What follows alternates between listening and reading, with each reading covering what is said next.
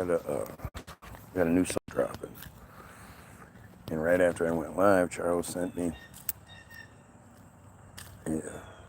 the second to last version, and I listened and I said, all right, this is great. We just need to make a quick adjustment, and then upload it, and then when it's done, just put it on the website and we'll go from there, because I don't need to hear it again. Once this one edit is made, it'll be perfect. So we'll see how that works. He says later on. He's busy right now. He's dyeing his beard. He dyed his beard. when we talked, when the call came through, I saw it right away. First thing, beard is dark all of a sudden. What the fuck? What did you just do? He looks younger. I gotta give it to him. He does look younger. It's amazing how vanity works. It's amazing how, we all have those insecurities, and I would never think of Charles to be the type to have those sort of insecurities. He just doesn't seem like that kind of guy, but I'm wrong. Go fuck yourself, Ken, you pedophile fucking piece of shit, you.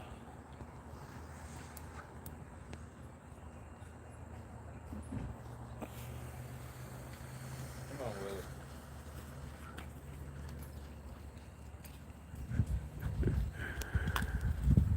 That was awesome. Alright, so today, as much as I don't necessarily, I feel dumb doing it, right?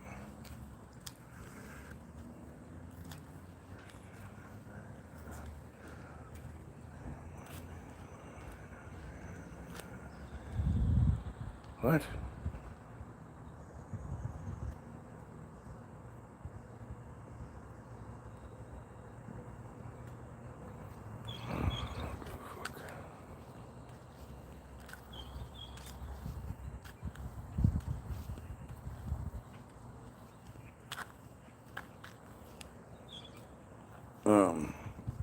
Yeah, sorry.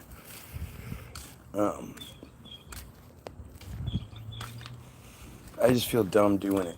I feel like Brian Mullin is a fucking distraction. And clearly one that doesn't even sort of fit, right?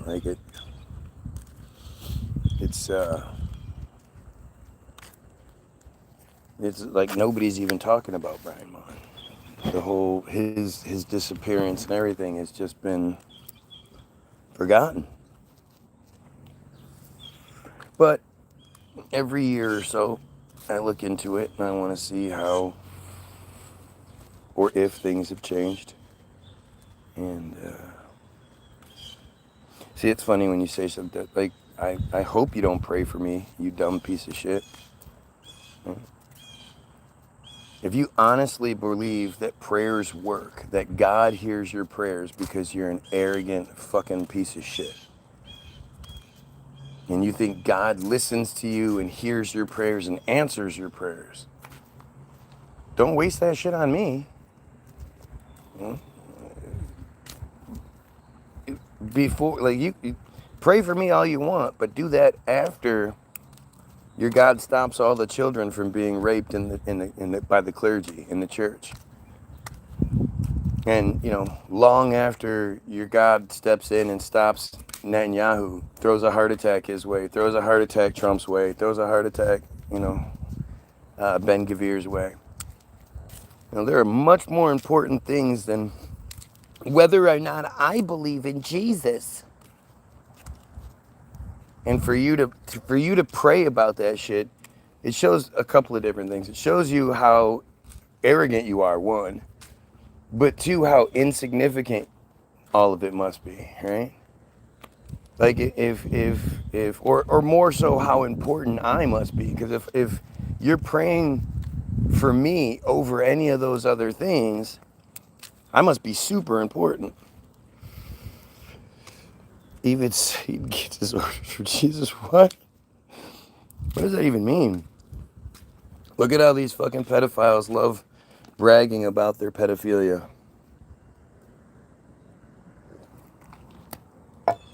Interesting how that works. Oh no, I wish all of the harm on Netanyahu. I hope he dies. I hope Trump dies. I hope Bezalel dies and Itamar dies. I hope they all fucking die. I hope it's painful, you know. I hope it's Lindsey Graham kind of shit. I mean, Lindsey was great, but... And then all of you pedophile supporters, I hope you die too. Yeah. But you see, again, this guy's so stupid. Like, this is your average Christian, right? You know, you believe that prayer works, that you can talk to God, and God will listen to you, and clearly all you pray about is selfish, dumb bullshit. Because if God listens to your prayers and there's still all this bad shit happening, you must not be praying about it, right? Belch.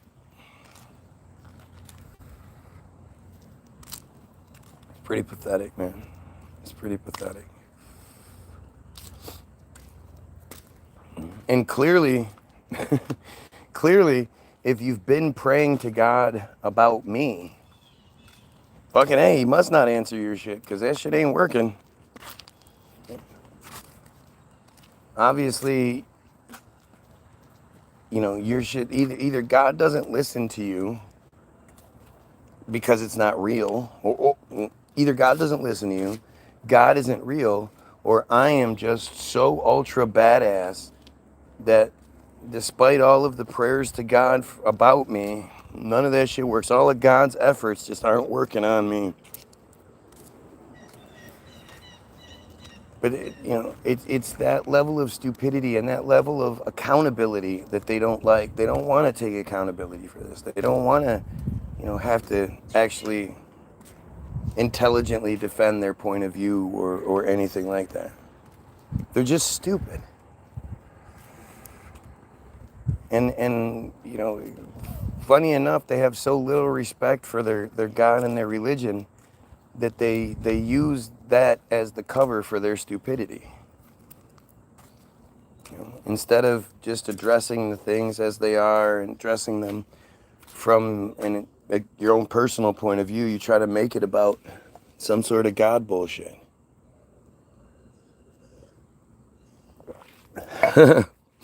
What it means is the devil has no power over the Lord. Yeah, that's not what Job will tell you. That's not what the story of Job tells you. You want to talk about a fucking, like, an example of what a joke all that shit is.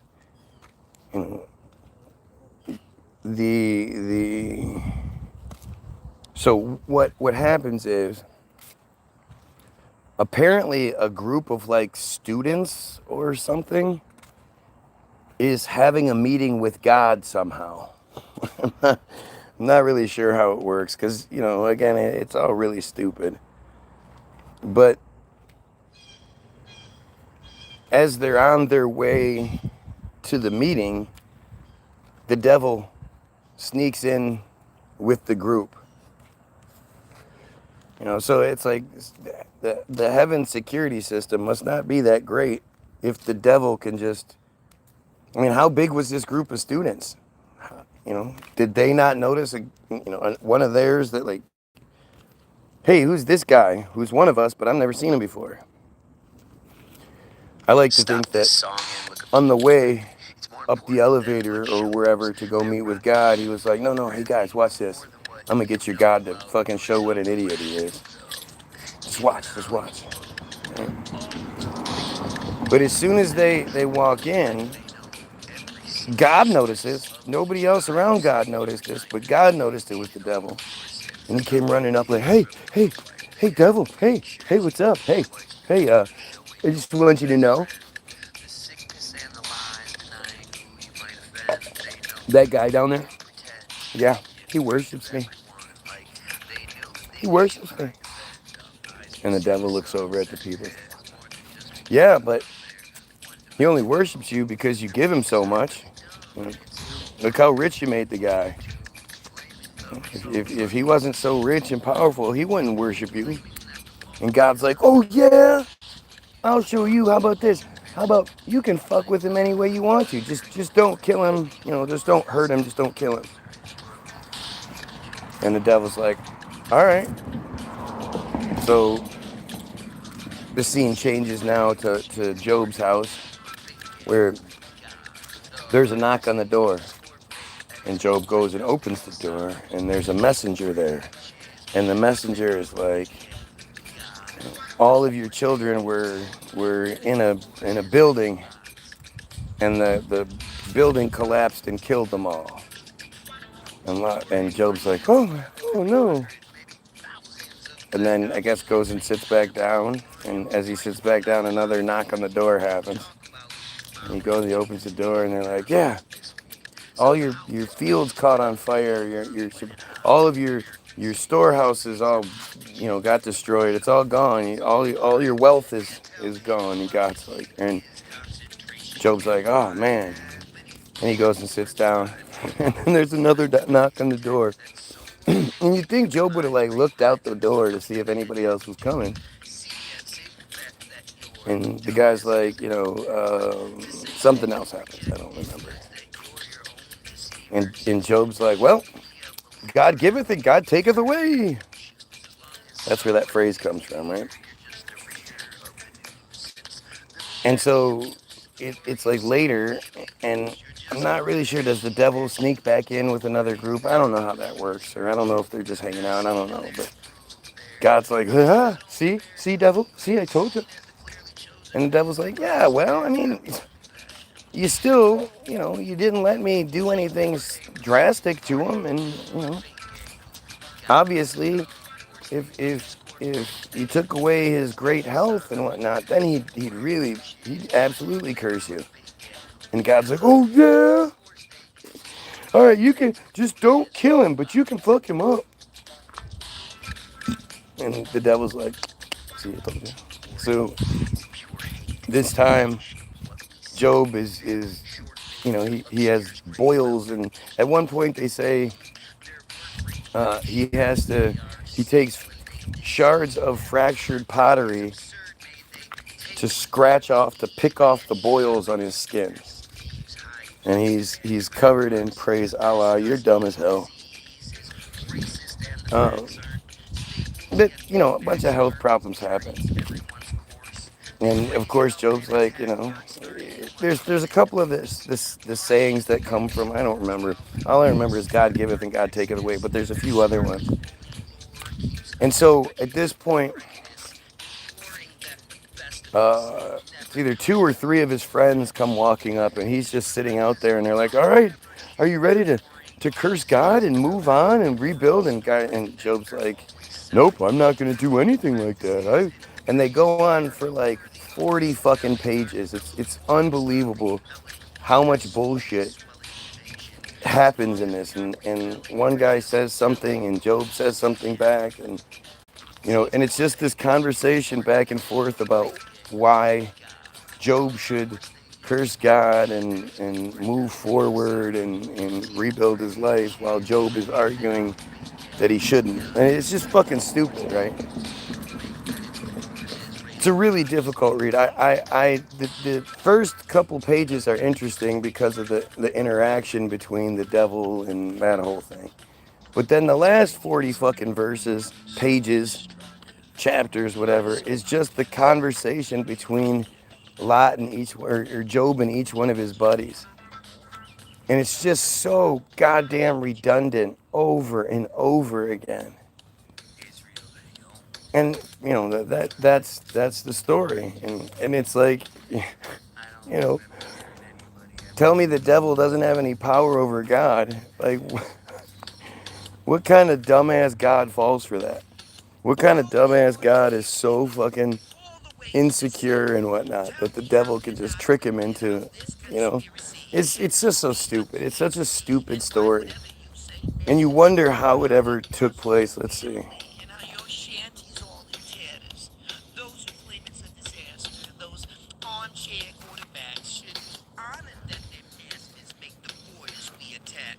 The book of Job, or simply Job, is a book found in the Ketuvim, the writings section of the Hebrew Bible, and the first of the poetic books in the Old Testament of the Christian Bible.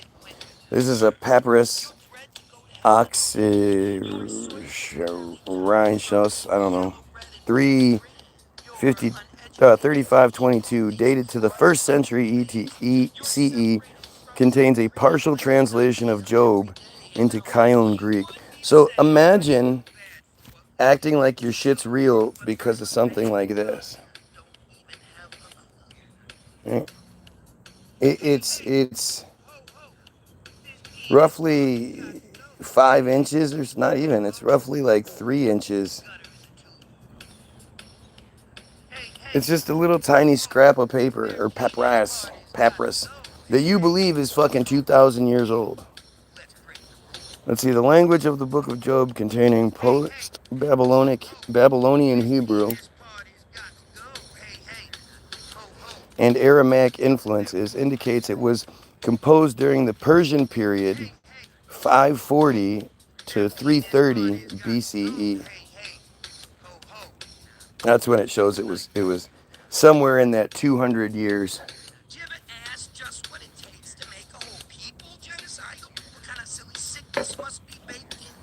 I mean, it's really fucking bad. Your dumbass piece of shit God is just so pathetic. The stories are just so pathetic and fucking ridiculous. Like, it's just ridiculous. Why anybody believes this shit is so far beyond me. It's not even like it's good. It doesn't make it sound like you're in a good place. It makes it sound like you're probably gonna go to hell. You know, I don't understand what the appeal of it is. It's all based in, like, spiritual guilt and shit. He died for your sins. He died for your sins. Oh my goodness.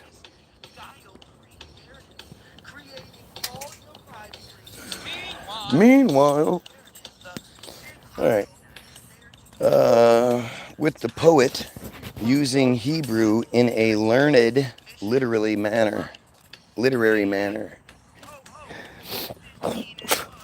It addresses the problem of evil, providing a theodicy through the experiences of the eponymous protagonist. It is structured with the prose. Okay, I don't. In chapter 1, the prologue on earth introduces Job as a righteous man blessed with wealth, sons and daughters, who lives in the land of Uz. The scene then shifts to heaven, where God asks Satan,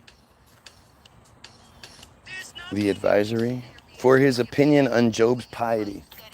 Why would God be asking the devil's opinion on anything? And why would they even be communicating? Isn't the devil in hell? No, but see, again, the devil had snuck in somehow with a group. A group was having a meeting with God, and the devil snuck in among them.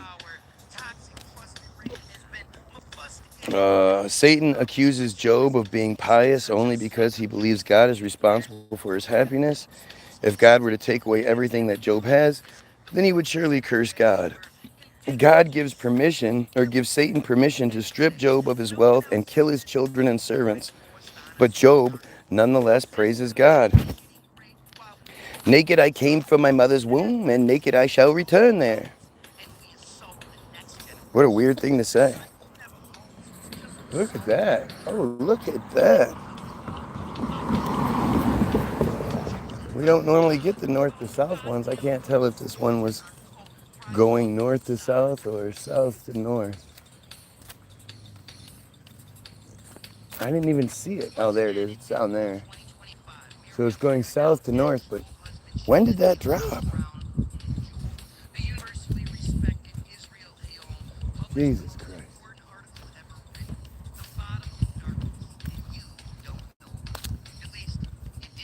There's the hawk. That's interesting. Did you see the hawk? Huh.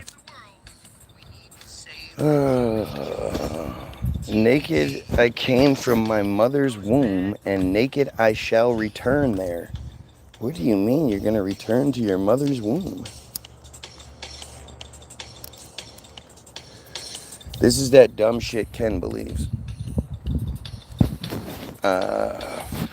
The Lord gave and the Lord has taken away. Blessed be the name of the Lord.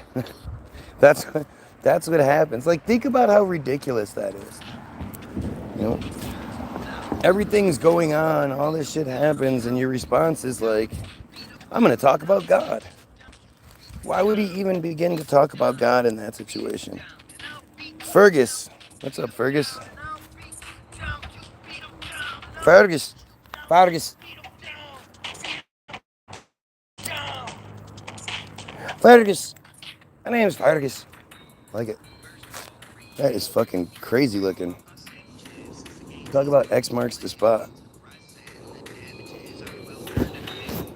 Usually they come from this direction.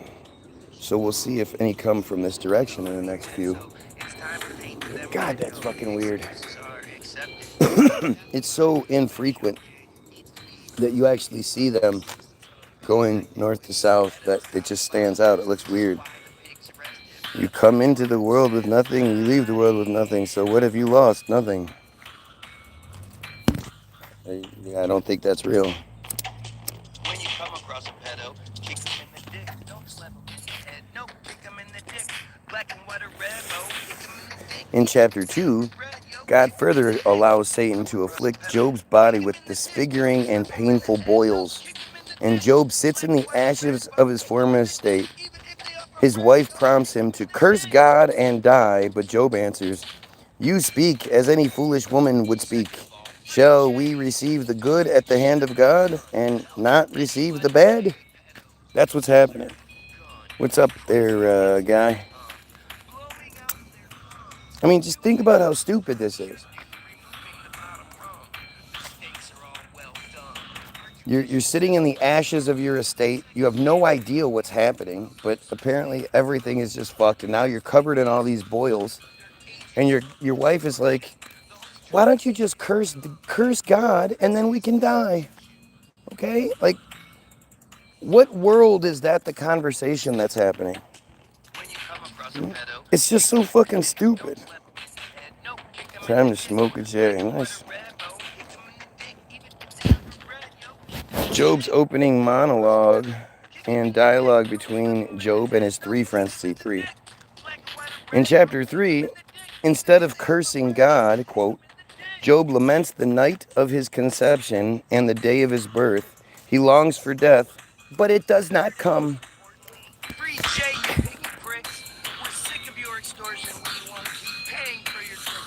It's just so stupid. His three friends, Eliphaz the Terminate, Bildad the Shuhite, and Zophar the Namathite, visit him. What kind of names are those? Like, it sure makes it sound like back then there weren't very many people around. You could go by first name and title, and people knew exactly who you were, apparently all over. Not real, so what do you bring into the world, and when you leave, do you leave? What do you take? I mean, these are the type of questions I don't even bother thinking about. You know, my death is not the thing I obsess over. And we don't know, like, until we die, what we take. You take your experiences, you take your memory, and then you also leave your lasting legacy. So you could live forever. As long as people still talk about you, you're still alive. Or you could just be another shitbag who leaves.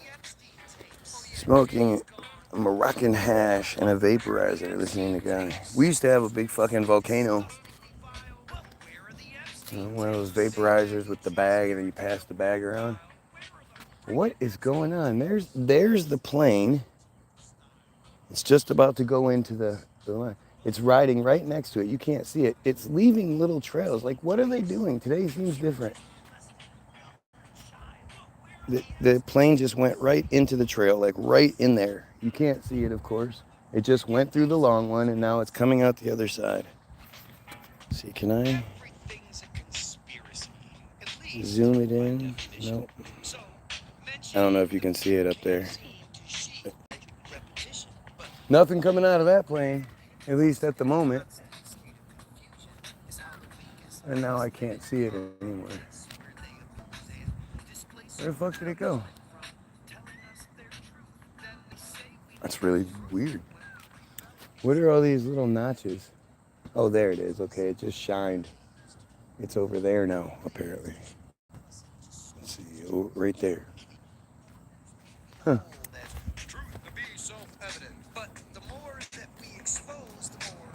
Seems like we're gonna get really covered here in a minute. You sound just like, yeah, that's what it sounds like.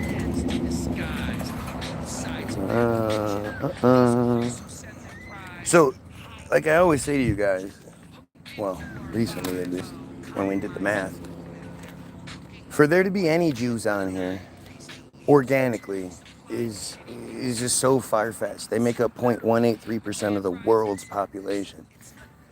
So for every one of them that's on here, representing 0.183 of the population, that would mean there would have to be 550 or so people watching just normally, right? Normal, good people watching. Every one of them that's here should be another 500 plus people total. And yet for some reason, that's not how it works. All right. For 7 days and nights, they mourn with him, but afterwards they accuse him of sinning and tell him that he is suffering, that his suffering was deserved. Job responds with scorn, calling his visitors miserable comforters. Job asserts that since a just God would not treat him so harshly, patience in suffering is impossible, and the Creator should not take his creatures so lightly to come against them with such force. Job's responses represent one of the most radical restatements? What's a restatement? Radical restatements of Israelite theology. Morning. In the Hebrew Bible. He moves away from the pious attitude shown in the prologue and begins to berate God for the disproportionate wrath against him. He sees God as, among others, intrusive and suffocating, unforgiving and obsessed with destroying a human target, angry, fixated on punishment, and hostile and destructive. Job then shifts his focus from the injustice that he himself suffers to God's governance of the world. He suggests that God does nothing to punish the wicked who have taken advantage of the needy and the helpless, who, in turn, have been left to suffer significant hardships inflicted on them. Uh-oh. Oh, that's not going to work.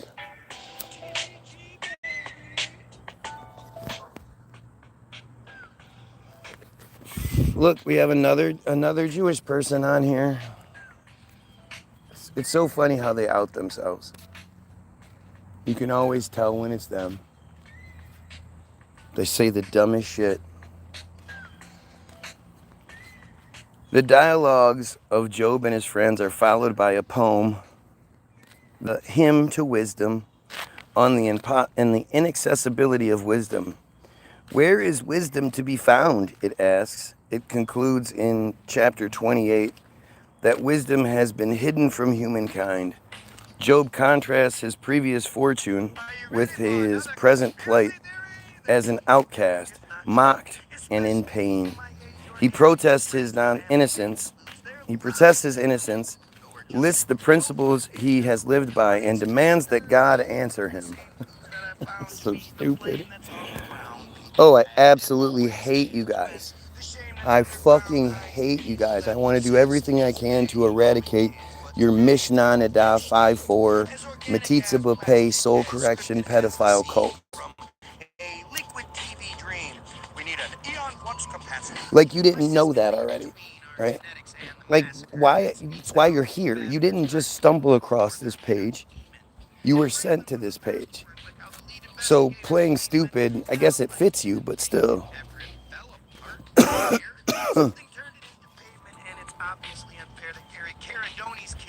Brace yourself. Brace yourself. He says he's gonna start calling you names. Oh, I don't think I've called him anything. I haven't called him names. But again, you got to brace yourself. What kind of fucking child says shit like that? You seem to know a lot about Jews. Sounds kind of Jewish. Yeah, that makes sense. That makes sense.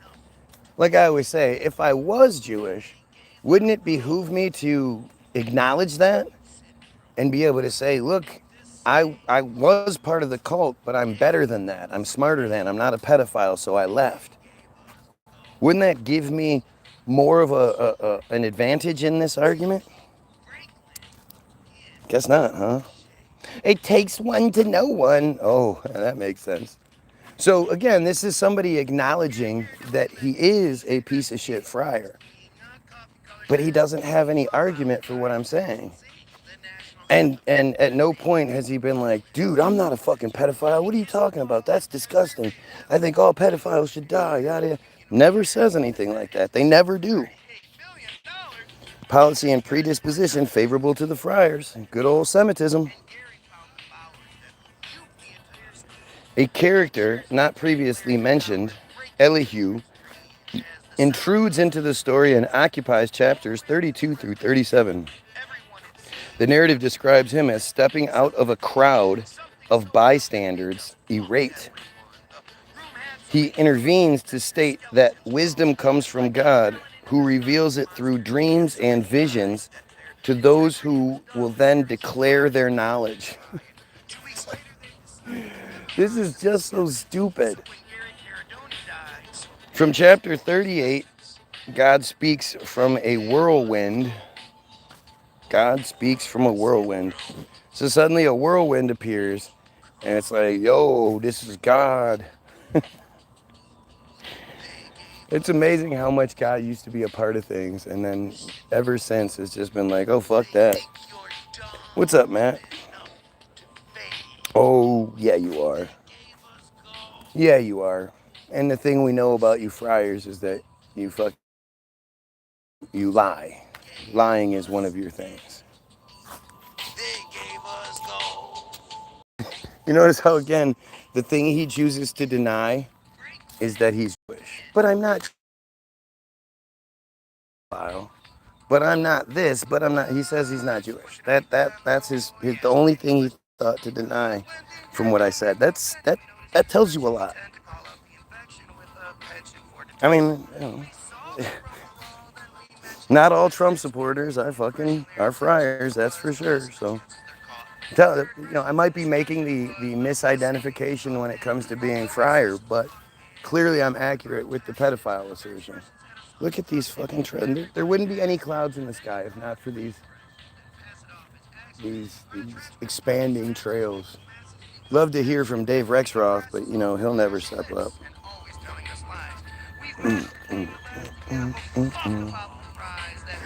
Dude, now you want to know about my kids? What a fucking weirdo. I love Jesus because he loved me first. What an arrogant thing to say, right? Like the Jesus from a few thousand years ago, zombie Jesus, whatever. He loves you. He knows who you are because you're significant in this whole thing. What a fucking dumbass. God's speeches do not explain Job's suffering, defend divine justice, enter into the courtroom of confrontation that Job has demanded, nor respond to his oath of innocence, of which the narrative prologue shows God is well aware. Instead, God changes the subject to human frailty and contrasts Job's weakness with divine wisdom and omnipotence. Where were you when I laid the foundations of the earth? Job responds briefly, but God's monologue resumes. never addressing Job directly. I mean, seriously, it's clearly a Jewish fairy tale, just the way that everybody talks, that God talks, the way that God changing the subject, and then trying to lay some guilt on you. Oh yeah, well, where were you when I was building this?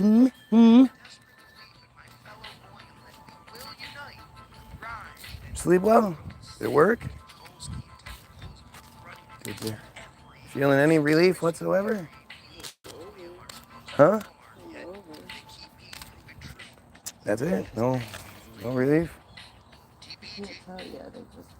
Well, you need to call your friend and set it up. Tell her if I can help, I will. Whatever we need to do. If she needs some half-ass gardening done or something.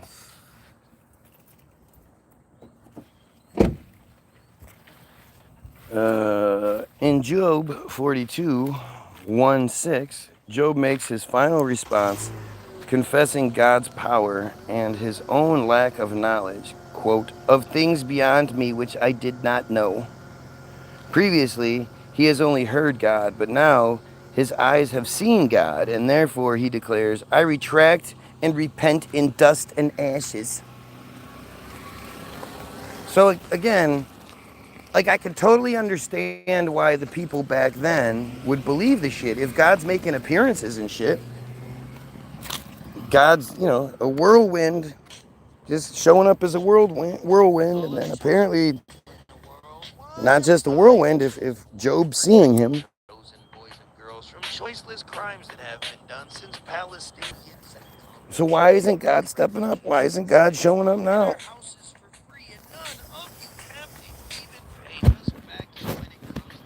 The epilogue. God tells Eliphaz that he and the two other friends, quote, have not spoken of me what is right as my servant Job has done.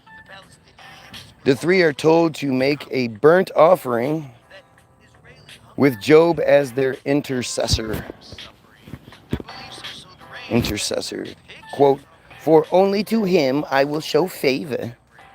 Elihu, the critic of Job and his friends, is notably omitted from this part of the narrative. Wait, I want to see what the burnt offering is. A burnt offering in Judaism is a form of sacrifice first described in the Hebrew Bible. As a tribute to God, a burnt offering was entirely burnt on the altar. This is in contrast to other forms of sacrifice entitled zivah or zivach shalomim, which was partly burnt and most of it eaten in communion at a sacrificial meal. Think about how fucked up the old God shit used to be. All the sacrificing and blah, blah, blah. This is total bullshit. Goodbye. Also, there's the static. The page runs to obfuscate, stretching the truth like elastic while it kicks you off. God, they're just so funny. Why do the friars reference and know the Bible so much unless it connects to their control scheme through religion? Yeah, that's a good point.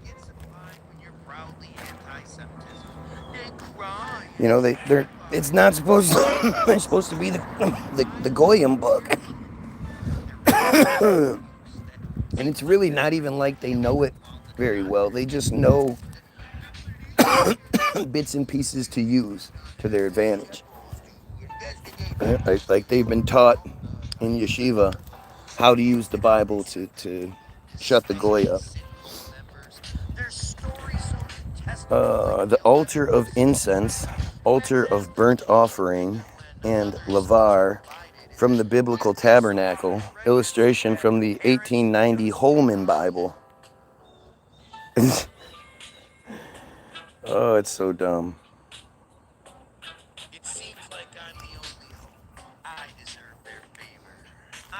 During the First Temple and Second Temple periods, offerings took place twice daily, offered on the altar as a burnt animal in the Temple of Jerusalem that was completely consumed by fire.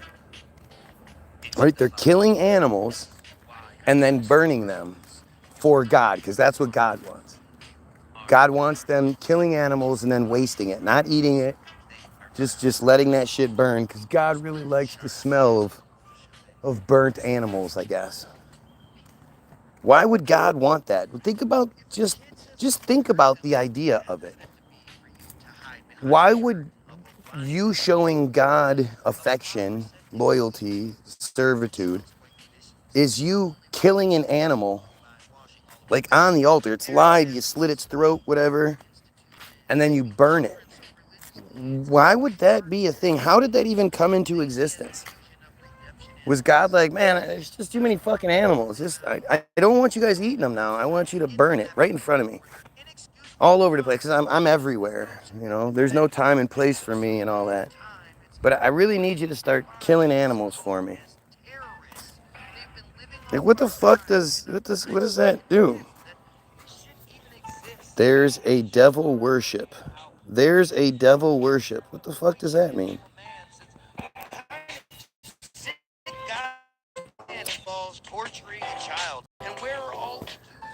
A barbecue smells good to you because you associate it with food and because you're from this region.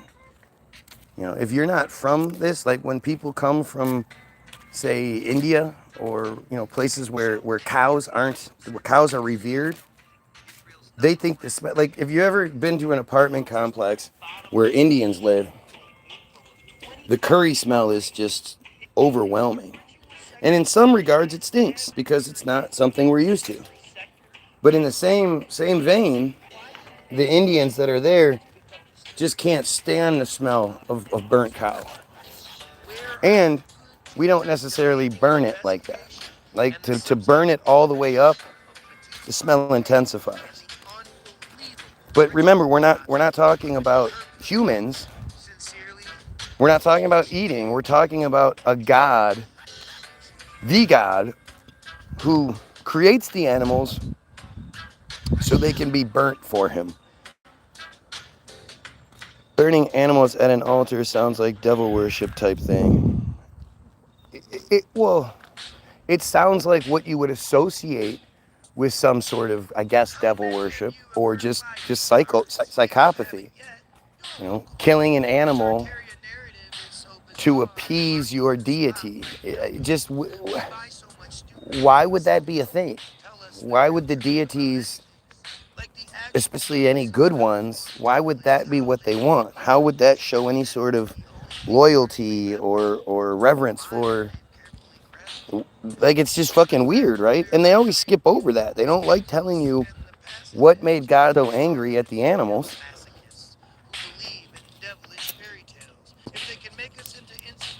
The skin of the animal, however, was not burnt, but given to the priest respectively of their priestly division.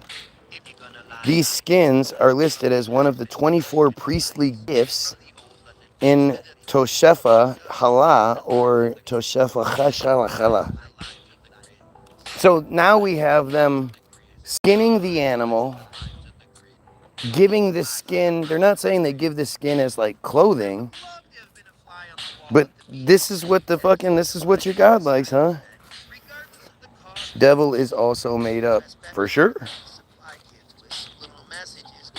Etymology. The Hebrew noun, olah, occurs 289 times in the Masoretic text of the Hebrew Bible. It means to which goes up in smoke.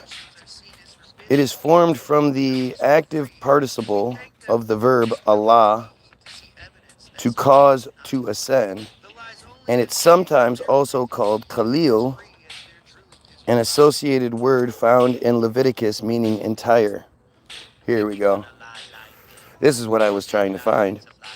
Its traditional name in English is, what do you think it is?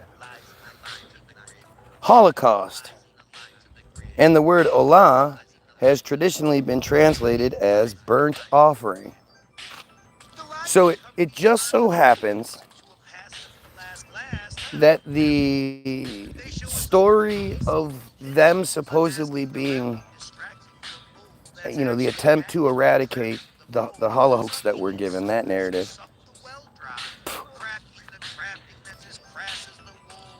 The world, the leaders, the people in charge here in the United States, we know who that is. After World War II, when everything was said and done, they just decided to call it the Holocaust, the burnt offering. Isn't that a good thing? Isn't sacrificing animals, burning them, isn't that what God wants? Isn't that what a Holocaust means? Don't you think that's really weird? The term was translated as Holocauston in the Septuagint.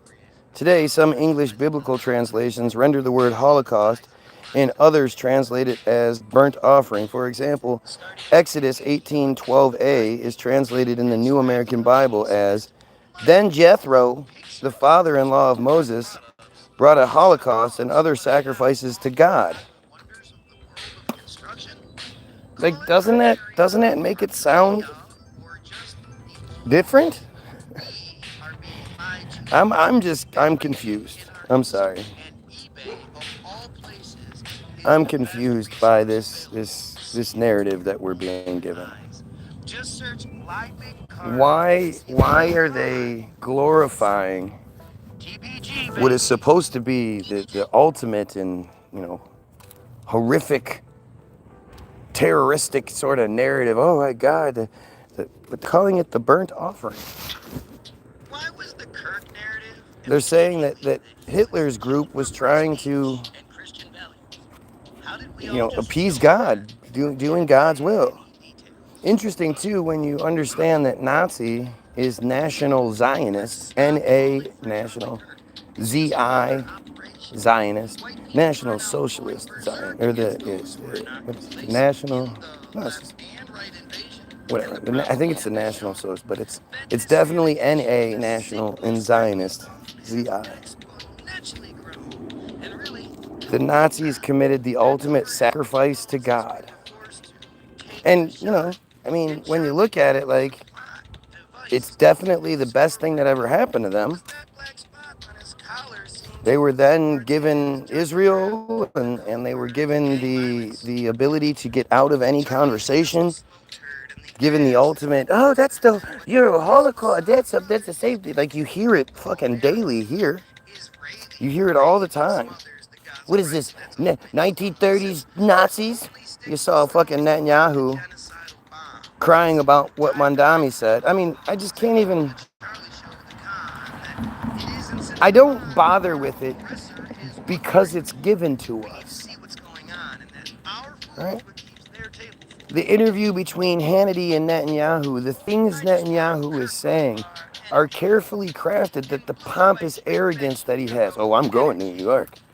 This racist who is warmonger is trying to pit one group against another. He's a hate monger. How dare he say I'm a war criminal? It's just because it's recognized by the International Criminal Court, of which the United States stood behind, and everything until they realized that ICC was going to start going after Americans, and then they were like, oh, we don't want anything to do with that. The ICC should be arresting Trump. Can't have that. And it really just shows you it's all bullshit. Like, the ICC is bullshit. All of it's bullshit. What is stopping the ICC from pooling together the resources from all the different countries that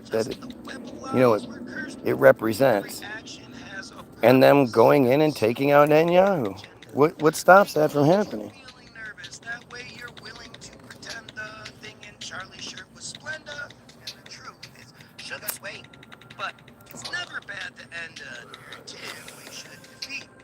Our freedom of speech should be speaking its mind and saying Charlie can eat a bag of dicks from behind crosses no lines. He claimed Israel's blessed, and if they are divine, well then so is his death. If you're watching, make sure you like, share, and sub. Even though it doesn't seem to help and kind of seems to make things worse, we still want to show them. 5 viewers and 6 likes doesn't make sense as is, but let's really make it obvious. Oh shit. The only way change happens is through Kirkin. The leaders who just laugh and are deserving of our violent Goyim wrath and so unnerving that the chosen choose the path and it's still working. So if Charlie turned on Israel, why didn't they seem to notice? I wish I would have titled That this better. Yahweh is giving full condolences, but know I don't know this. if Matt's here. If Matt's here, anyone right? calls out the hopeless situation raging in Gaza, Gaza. Israel's #1 focus becomes causing them so much drama While it's translated in the New International Version as, then Jethro, Moses' father, brought a burnt offering and other sacrifices to God. In classical rabbinical literature, there are several different etymologies given for the term olah, though all agree that it literally translates as that which goes up. Some classical rabbis argue that the term referred to ascent of the mind after making the sacrifice, implying that the sacrifice was for atonement for evil thoughts, while others argued that it was a sacrifice to the highest because it is entirely intended for God. Modern scholars, however, argue that it simply refers to the burning process as meat goes up in flames. Well, I mean, it's really interesting. Again, it's supposed to be an atonement for evil thoughts. So killing an innocent animal, skinning it, and then burning it is how you atone for bad thoughts, for evil thoughts. Seriously, what sense does that make? Gosh, I sure wish we had a rabbi here. Oh, they're so stupid. They just make things worse. Hebrew Bible. The biblical narrative, the first uses of the olah for burnt offering refer to the sacrifices of Noah, quote, of every clean beast and of every clean fowl, and offered burnt offerings on their altar. What the fuck does that mean? And to the near sacrifice of Isaac by Abraham, quote, offer him there for a burnt offering upon one of the mountains. Okay. Another burnt offering is that of Jethro, Moses' father-in-law, in Exodus 18:12. The Nevi'im section of the Hebrew Bible, particularly passages in the book of Judges, presents the practice of the burnt offering. In the story of Gideon, a slaughter offering of a young goat and unleavened bread is consumed by the fire from heaven.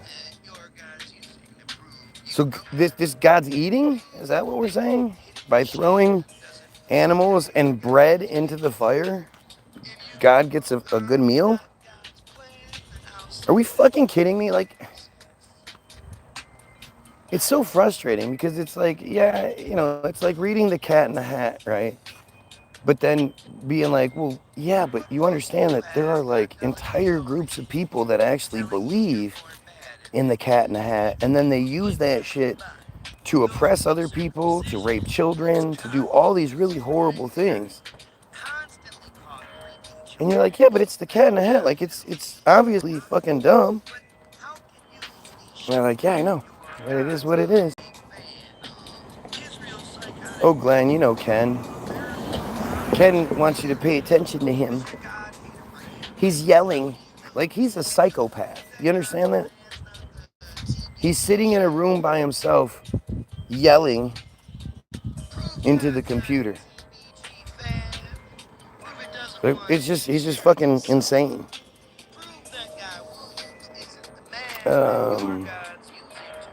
In the story of Samson's birth, his father, who was intending to make a slaughter offering so that he could give a meal to an angel, is told by the angel to burn it completely instead.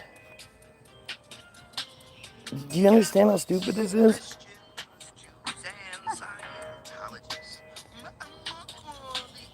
Why would an angel need a meal?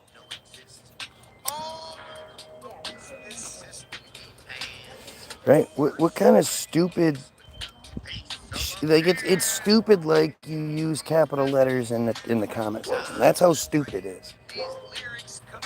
I wanted to give this angel a meal, so I killed this animal and burnt it.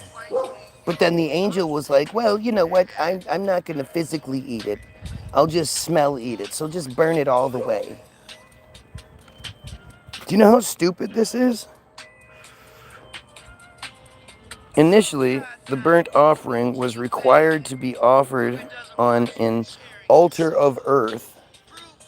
After the tabernacle was built, it was specified that the tabernacle's altar be used. That's the special one with the, that God commanded Moses to build and demanded that the people give Moses gifts and, that he's going to accept for God. And it's just so fucking dumb, right? The major types of sacrificial offerings, their purpose and circumstances, details of their performance and distributions afterward are delineated in the book of Leviticus. Yeah, Leviticus is a fucked up book. The animals were required to be, quote, unblemished. This is such a huge deal. The list of blemishes includes animals that, quote, that are blind or broken or maimed, or have an ulcer or emphysema or scabs or tumors, cancers.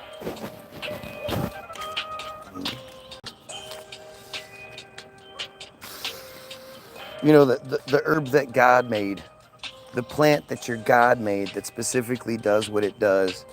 Yep, shouldn't partake in it. The animals were brought to the north side of the altar and ritualistically slaughtered. What's ritualistically slaughtered mean?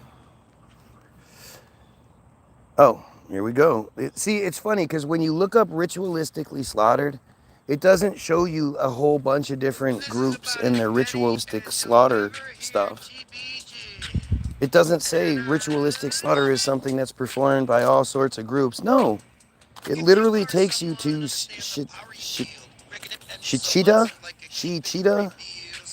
which is in Judaism, Shichita, also translated in, is ritual slaughtering of certain mammals and birds for food according to Keshrut. One who practices this, a kosher butcher, is called a shochet. A shochet. I don't know how to say it. So ritual slaughter is specifically Judaism.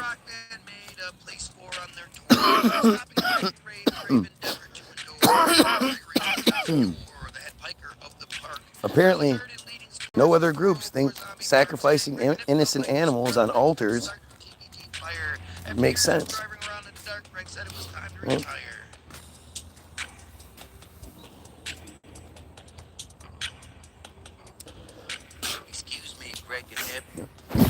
And it's funny too because again you have these people who claim to be religious people who are here and crying right now because I'm reading their shit. Gotta love that sacrifice. Gotta love that killing of innocent creatures, innocent life. Hey, as long as you get yours, right? As long as your shit makes you happy, who cares about anything else? You're just an anti-Semite who's sad and confused about your own life. Again, why do you guys all say the same dumb shit? Like, it gets boring debunking the same shit over and over again. I'm sad about my life, so I point out that you guys are big fucking pedophiles. Sad about my life, so I'm reading history. Well, reading the narrative. It's not that I'm sad about Mishnah and the top 5-4. No, that's not it. I'm sad about my life. And so by being sad about my life, I'm like, man, I'm going to point out you pedophiles. So we have yet another one of these Jewish people on here. This person, oh, you are sick mate. My sick mate what? I don't have a sick mate.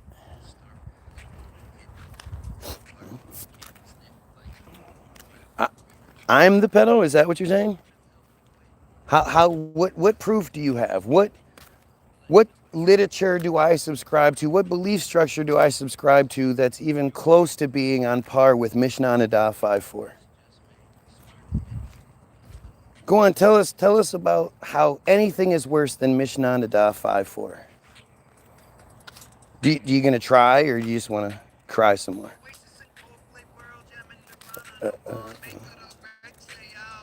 A girl who is betrothed, a girl 3 years and 1 day old who is betrothed by her, or who is betrothed by her father, is betrothed through intercourse.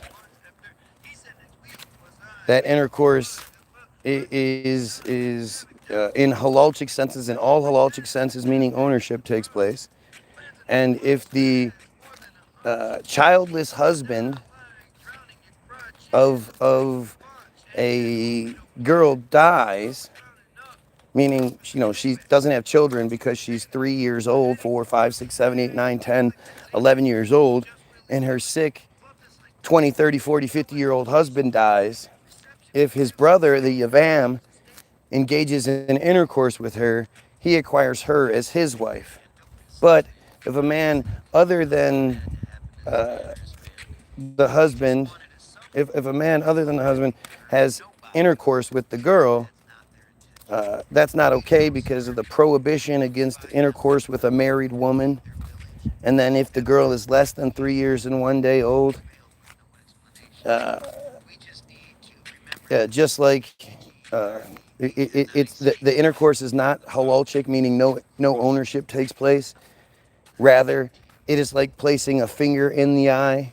Just as in that case, the eye constricts, shed tears, and then returns to its original state. So too, in a girl less than 3 years and 1 day old, the hymen returns to its original spot. You believe that? That works? I'm not Jewish, but saying ritualistic sacrifice is most common in Judaism is just wrong. It's way more common in Hindu sex. Interestingly, when I click on ritualistic sacrifice, it takes me to Jewish stuff. Why doesn't it take me to Hindu stuff? I don't know. I've never heard of Hindus sacrificing animals on altars, skinning them, then burning them. And to say that you're not Jewish, again, come on. Come on. Let's see. Joined 13 years ago, has 82 subscribers. Wow, actually a decent size for you, huh? But who understands that their shit is pedophilic at its root and defends it outside of pedophiles? These are the same people that vote for Trump, that support Trump, knowing he's a pedophile. Because your algorithm is just anti-Semitism. I'm proud of my anti-Semitism. Semitism is policy and predisposition favorable to Jews. I don't think anybody should have policy or predisposition favorable to them. I'm against the anti-Semitic cult that is committing genocide right now. But hey, good job using words.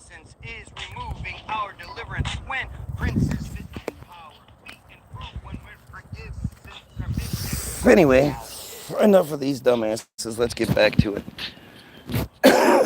Oh shit, what happened? We were at burnt offering. What the fuck? Book of Job, right? We read this part.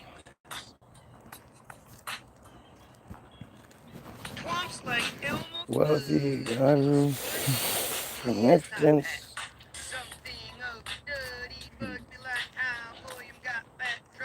I'm confused. What the hell happened?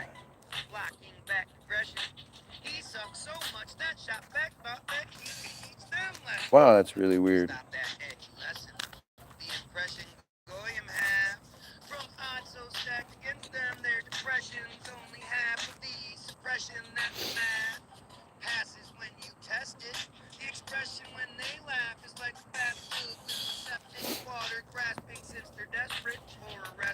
So I just put burnt offering into the Wikipedia, and the thing it says is a Holocaust. is a religious animal sacrifice that is completely consumed by fire, also known as a burnt offering.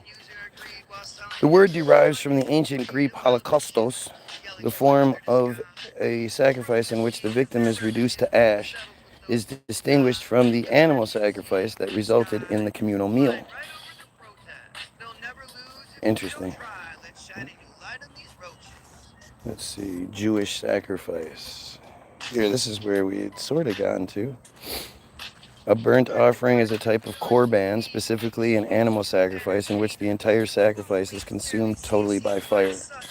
When Jewish scriptures were translated into Koine Greek Septuagint, the translators used the Greek term halakutin to translate the Hebrew olah. This form of sacrifice, in which no meat was left over for anyone, was seen as the greatest form of sacrifice, and was the form of sacrifice permitted to be given solely at the temple by Jews and non-Jews.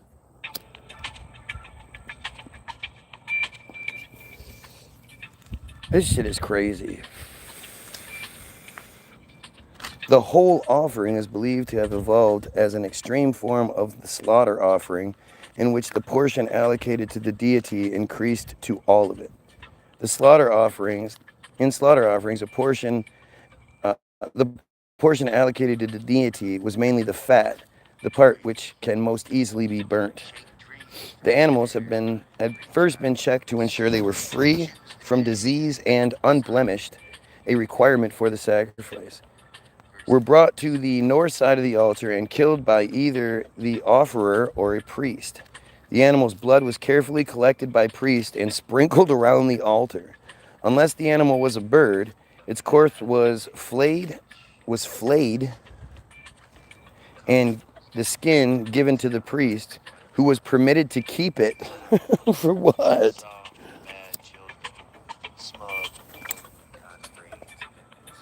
It's weird. In later times, more powerful priests took possession of the skins from the lesser priests, and it was decreed that the skins should be sold, with the proceeds being given to the temple in Jerusalem. The flesh of the animal was divided according to the detailed instructions given by the Talmud,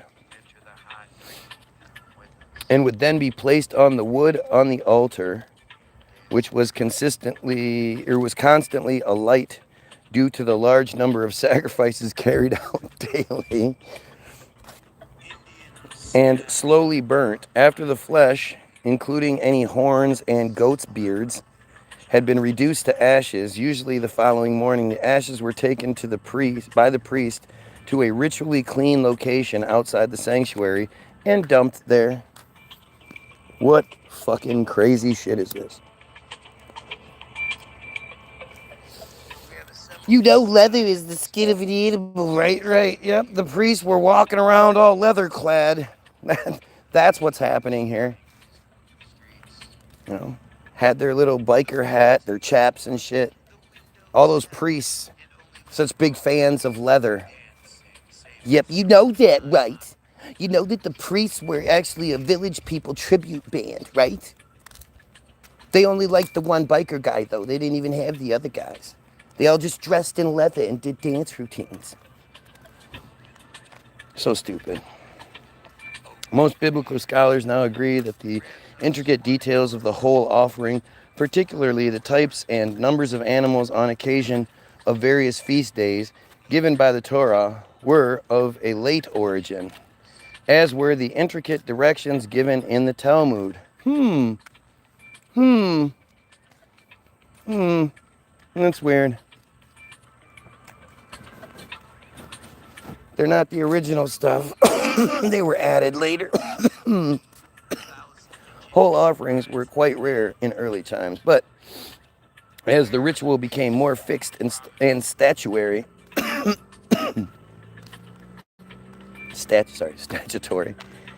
and the consecration of sacrifice into a single sanctuary, particularly after Josiah's reform, made sacrifices quite distinct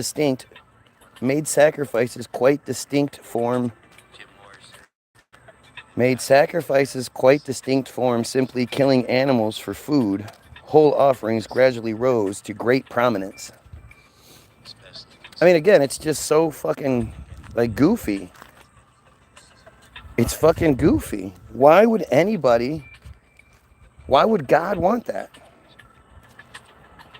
Oh, this is where we were. Okay. Cool, I finally found my way back here. So we go procedure, ritually slaughtered. That's where we were, ritually slaughtered. So when we got to the part where it says the animals were brought to the north side of the altar and ritually slaughtered, when I clicked on ritually slaughtered, it took me to their shit. It doesn't take you to the Hindus ritually slaughtering. Here, let me give you a couple of different options to choose from. It specifically took me to their shit. Unless this is a bird, the carcass was... Okay. The flesh of the animal is divided according to detailed instructions given by the Talmud, placed on the wood. We read this. After the flesh, including any horns, gold, and goat fears and abuse as is usually with nice horning, taken to the ritually clean location. The burnt offering was offered together with a meal offering and a drink offering, whose quantities depended on the variety of animal being offered, bull, ram, sheep, or goat. I mean, this is fucking insane, right? God is hungry and thirsty and needs you to sacrifice so he can get something to eat by burning it. Because obviously there's no God and you can't explain. It's not like Christmas time and you lay out the cookies and milk, and then the next day the kids are expecting to see the cookies and milk is gone, so the parents have to take a couple of bites and drink some of the shit. Nah, they can't get away with that shit. So they're just like, oh well, you know what, if we burn it and it turns into smoke, it goes up into the sky, right? I mean, if it's up in the sky, that means it's God's getting it. God's always eating and drinking from God's always got to be hungry and thirsty. So all that work he's doing, he can't make himself some food. He needs us to do it.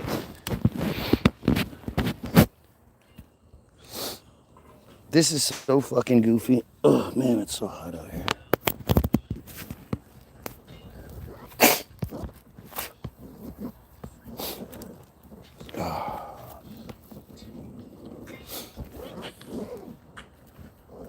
I mean, the funniest thing is, like, who is this dumbass? What is he so upset about? He's arguing everything I'm saying just to argue, but it doesn't even make sense.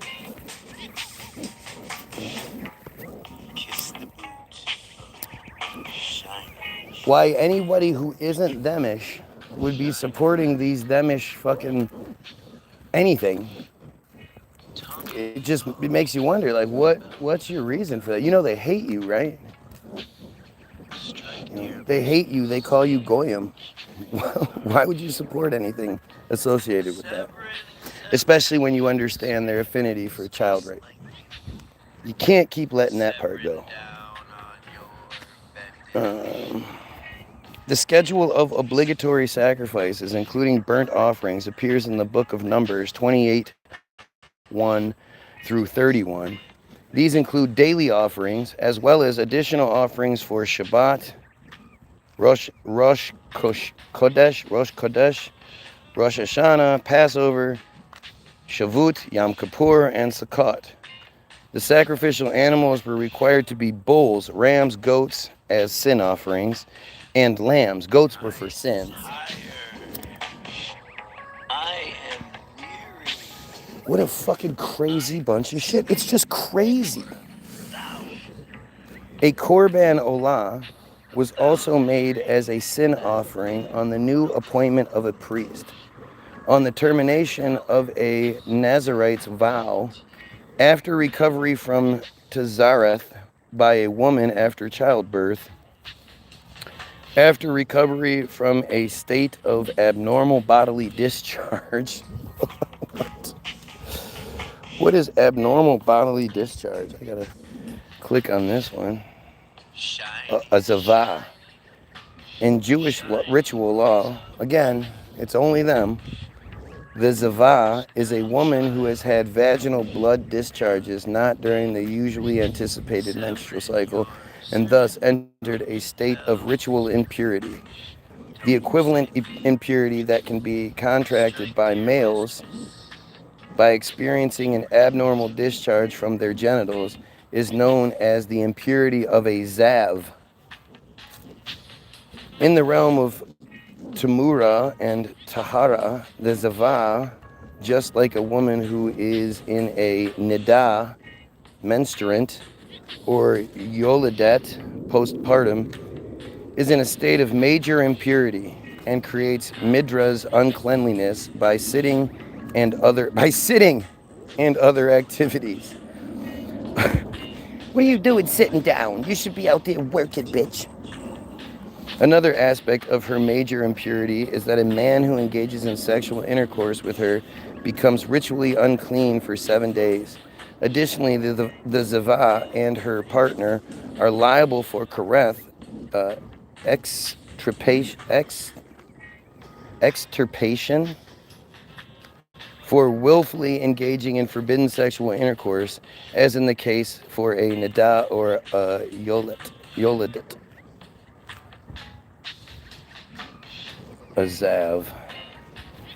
In Jewish ritual law, a zav is a man who has had abnormal seminal discharge from his penis and thus entered a state of ritual impurity. Purification requirements for the Zab include counting 7 days without seminal discharge, immersion in a spring, mikvah, and bringing certain korbanot sacrifices. Oh, kill animals, okay. Or Goyim, right? In the realm of Tuma and Tahara law, the Zav can create a midras and is prohibited from entering specific areas of the Temple Mount. The impurity of Zav is unique in that it cannot be purified by immersion in the normal mikvah. See, there you go. But rather requires immersion in a spring of living water. Right, you can't just go into the little nasty fucking pool that they've made. You have to actually go into an actual spring. And it basically sounds like if you have a wet dream or something like that. Get help then. You will get help, yes. Yes, a drug addict. Gosh damn, this drug addict is reading stuff on Wikipedia. How dare he read stuff? Oh, what a fucking crybaby. Oh man, so stupid. Etymology. The form Zav is the present participle.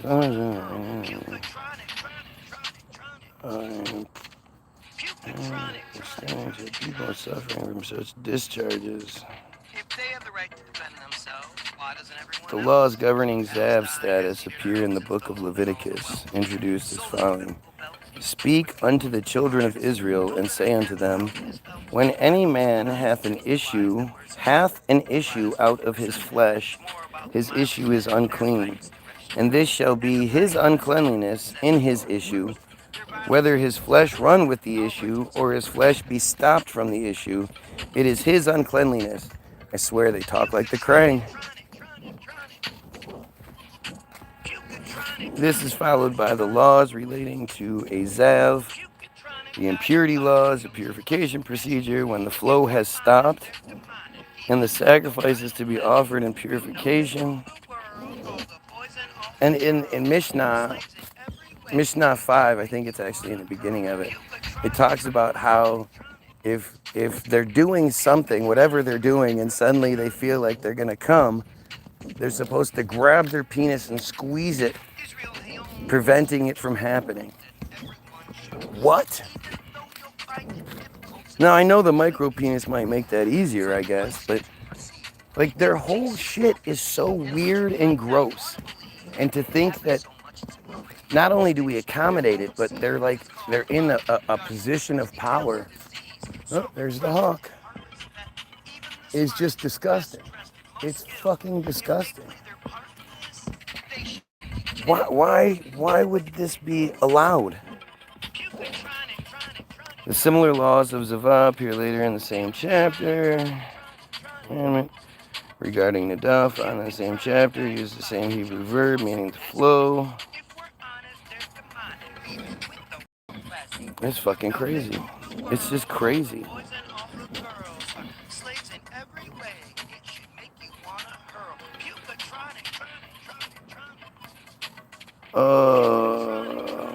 Let's see. Let's go back to this. A korban olah was also made as a sin offering on the appointment of a priest, on the termination of a Nazarite's vow, after recovery from tzara by a woman after childbirth, or recovery from a state of abnormal bodily discharge.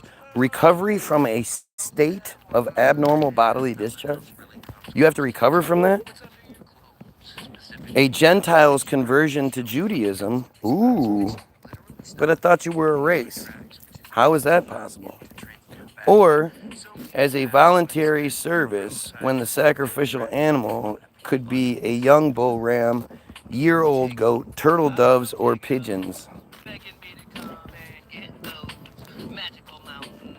In Hellenistic Judaism, the Septuagint mainly translates the Hebrew olah with the common Greek term holocaustos, a traditional Greek religious practice in which the sacrificial victim was reduced to ash rather than parts consumed in a meal. For example, in Genesis 22:2, Isaac is to be sacrificed, quote, as a holocaust. Josephus uses the term both for Abraham and Isaac, but also in relation to the human sacrifice of Ahaz, of his son to Baal. The practice is also referenced by Philo, but with significant changes. In Rabbinic Judaism, Chazal sources, 3rd through 6th century CE, portray the olah form of sacrifice in which no meat was left over for consumption by the Kohanim as the greatest form of sacrifice, and was the form of sacrifice permitted by Judaism to be sacrificed at the temple by the Kohanim on behalf of the Jews and non-Jews. The priestly gifts. Unless the offering was a bird, olat haof, its corpse was flayed. The skin of the offering was kept by the priests who were serving their shift as part of the rotation of the priestly divisions. The Toshefta narrates that as time evolved, more powerful priests forcibly took possession of the skins from the lesser priests. Subsequently, it was decreed by the Beth Din Shel Kohanim, the court of the priests in Jerusalem, that the skin should be sold, with the monetary proceeds being given to the temple in Jerusalem.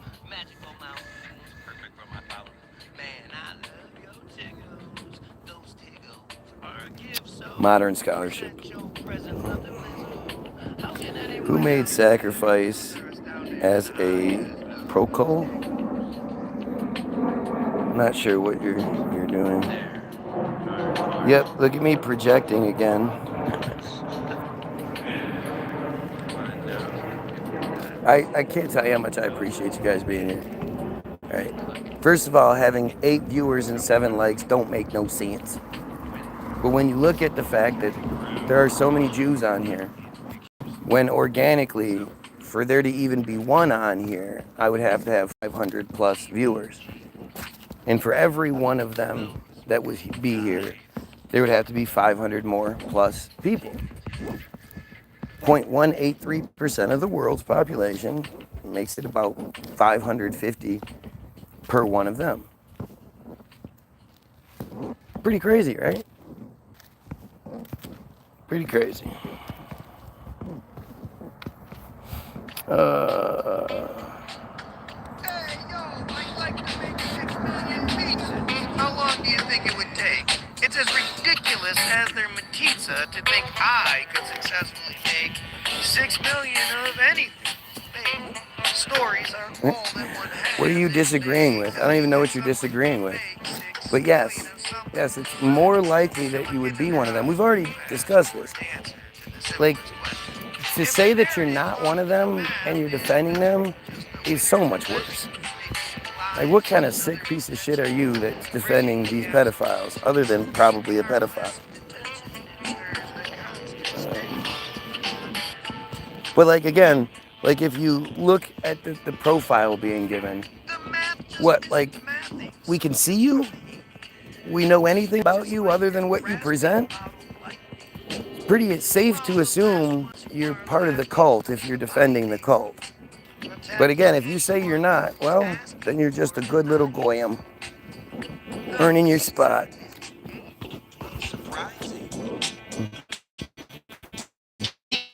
When faith while they're supplying. The reason it's fake, they're compromising. And not to mention your tactics are pretty tried and true. So,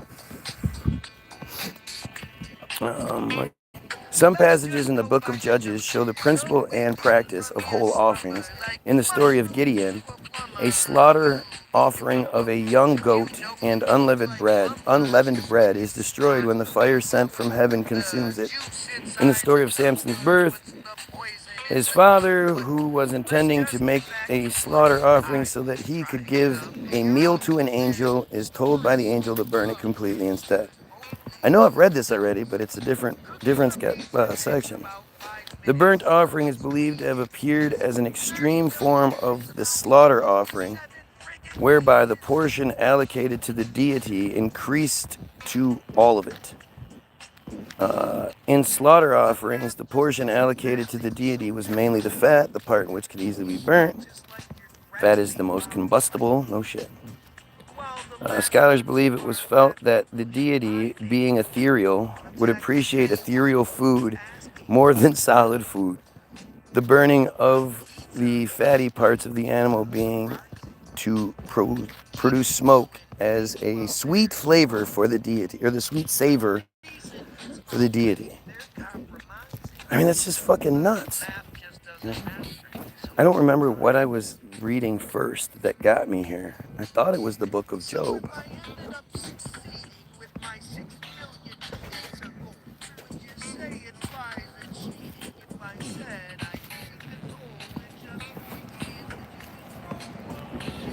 So I had read this.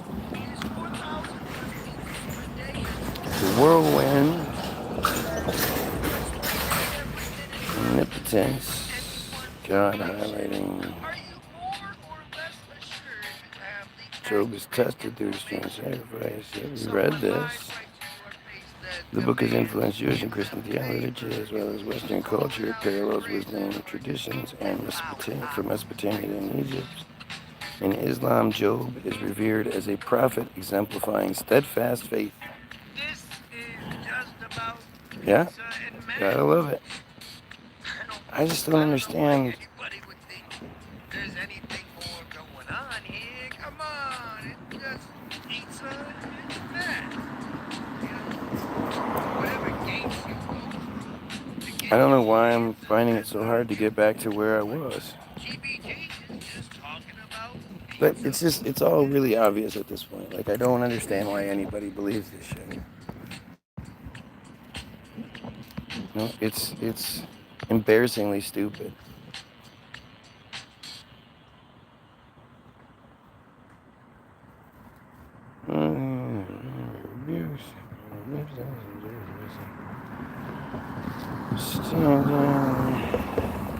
Okay, where is what I was reading?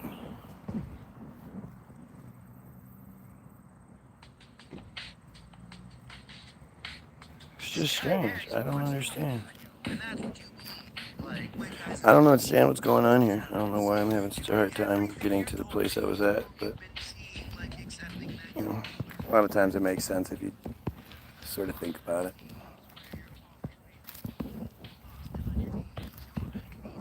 This shit is nuts. This shit is just nuts. Why is God's idea of you showing it love, you find some innocent animal, slaughter it ritualistically, like awful. It's not like it's you know an easy thing. Like it's not like it's humane what they do. Kosher slaughter is them hanging the animal up by its hooves upside down and slitting its throat from ear to ear and then letting it slowly bleed out because they're so humane. Man, I really like Epstein tapes. I really like Epstein tapes too, but I think 6 Million Lies is my current favorite. I mean, what the fuck? Solution Finale, 6 Million Pizzas, I mean. I think that's one of our best songs. I think Pudding is great. I'm probably the wrong person to ask because I like a lot of them. Hi, the camera would pan up. We'd see him in a white hospital gown. Yup, white hospital gown. That's what it looks like. 6 Million Pizzas. It's called Solution Finale, and then that's what you'll find it under Solution Finale 6 Million Pizzas. But yeah, that's our best song.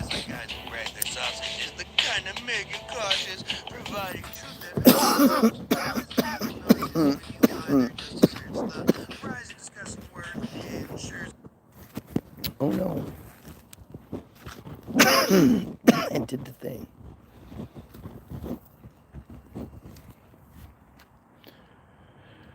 But I'll happily play it for everybody because I just like it so much.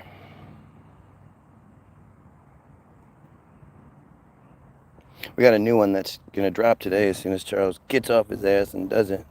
But number 16. Hey,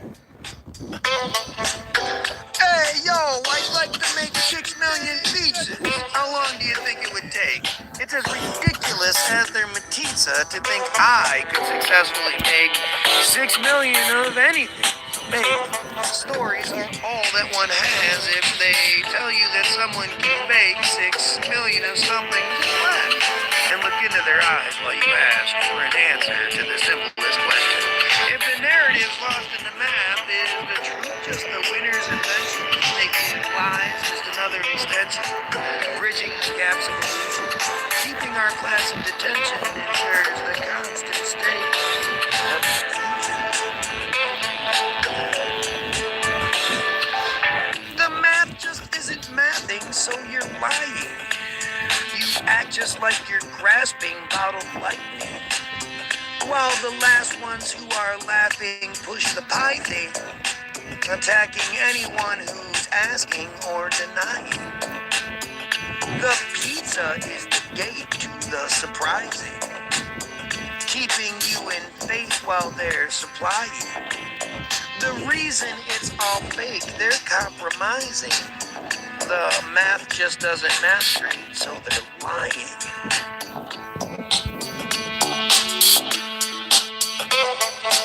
Let's just go by the numbers. Awaken from your slumber like mushrooms to a plumber.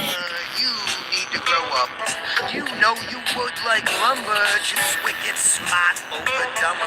The juice inside the tumbler puts the poison in the cup. But let's just get back to what I was trying to figure out. Their story's so corrupt, it should only lead to doubt. Since cooking a pizza takes about 5 minutes. So it's weird because 30 million minutes amounts to 57 friggin' years.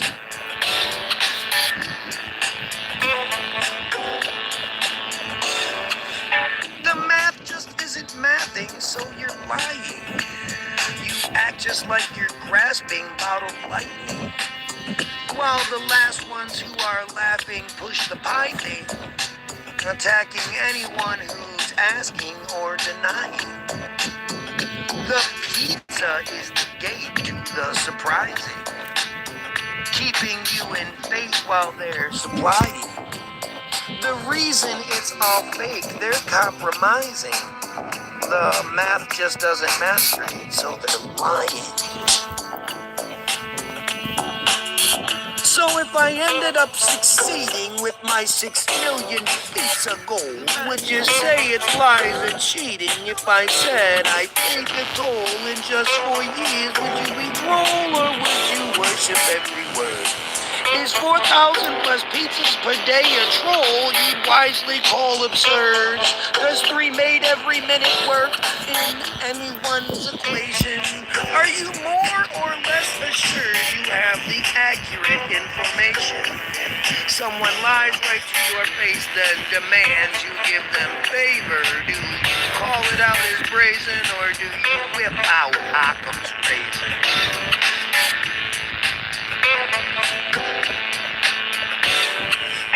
This is just about pizza and math. I don't know why anybody would think there's anything more going on here. Come on, it's just pizza and math. You know, whatever gates you go through to get your answers, that's on you. But TBG is just talking about pizza and math. TBG.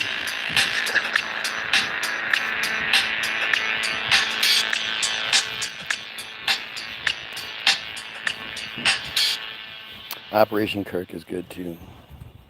But see, like, and if you're looking for more of like an artsy kind of song, like that's more of the hip hop vibe. But if you're looking for more like a Pink Floyd type of song, then Oedipus Shrugged is top notch in that department. Odeipus is Oedipus. It's in a different playlist. And that's what you believe. Like when guys in the vocal booth, the truth's not hard to see. Doing everything you're told to do, you prove you've been deceived. Like accepting that your cold or flu spreads through a cough or sneeze. They have you caught in a disease where you're often made to bleed, lost and on your knees. Your needs are secondary. Your result is all beneath the small relief. Yeah. When falling for the chief, you call the leader who can carry the weight of the world. So let's end any speculation real quick. So first of all, we'll go to cfaria.org. Cfaria.org is an online open source free content digital library of Jewish scriptural, theological, philosophical, legal, mystical, historical, and ethical texts. Promoted as a living library of Jewish texts. Okay, so we know it's their shit. It's not some Goyim page, right? It's supposed to be bad to you guys. I hope you hate it. I hope you absolutely hate it. I hope it's like nails on a chalkboard to you. It's why we do what we do. Where the fuck is this? What's going on here?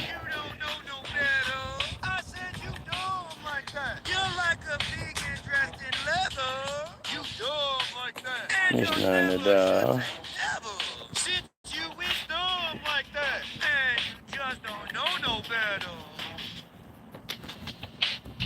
Showed an obvious genocide by those who deny they caused it. Their show is known to petrify those hiding like an ostrich, homegrown on their insecticide. The lies that were accosted by are only emphasized like guys who break their sausage. Kind of big and cautious, providing truth that hurts, but it's no surprise if you get nauseous when you either just asserts the rise in discussing work ensures increase in value, like the horizon of the earth always never seems to fail to work its room and Sailor Moon up to eye level.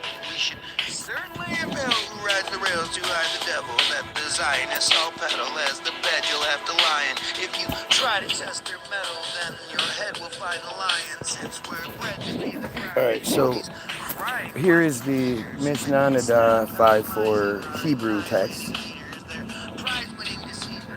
What it says is, a girl who is 3 years and 1 day old whose father arranged her betrothal is betrothed through intercourse, as the halachtic status of intercourse with her is that of intercourse in all halachtic senses, meaning ownership takes place. And in the case where the childless husband of a girl 3 years and 1 day old dies, because, you know, she doesn't have any children, she's 3, 4, 5, 6, 7, 8, 9, 10, 11, 12 years old, she can't have children yet, but she does have a husband who has sex with her, and he could be 20, 30, 40, 50 years old. If he dies, if his brother, the Yavam, engages in intercourse with her, he acquires her as his wife. And if she is married, a man other than her husband is liable for engaging in intercourse with her due to violation of the prohibition against intercourse with a married woman. So if nobody has raped her yet, you can get to her at any time, and it doesn't matter. The only time it's a problem is if she's already been raped by one.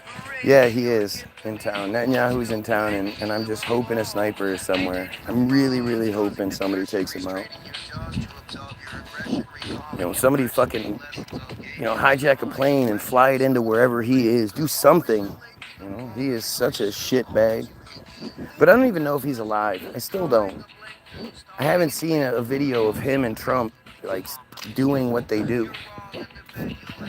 I get that we're showing a lot, but we're showing controlled settings. And I still haven't gotten any explanation for why, after he was rumored to be dead, were they showing us obvious AI videos where he has 6 fingers, where, shit doesn't make any sense.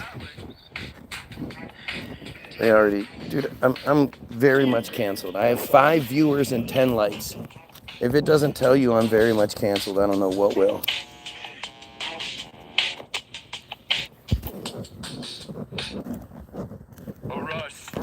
You've never seen another feed that has 5 viewers and 10 likes. This is not how shit works.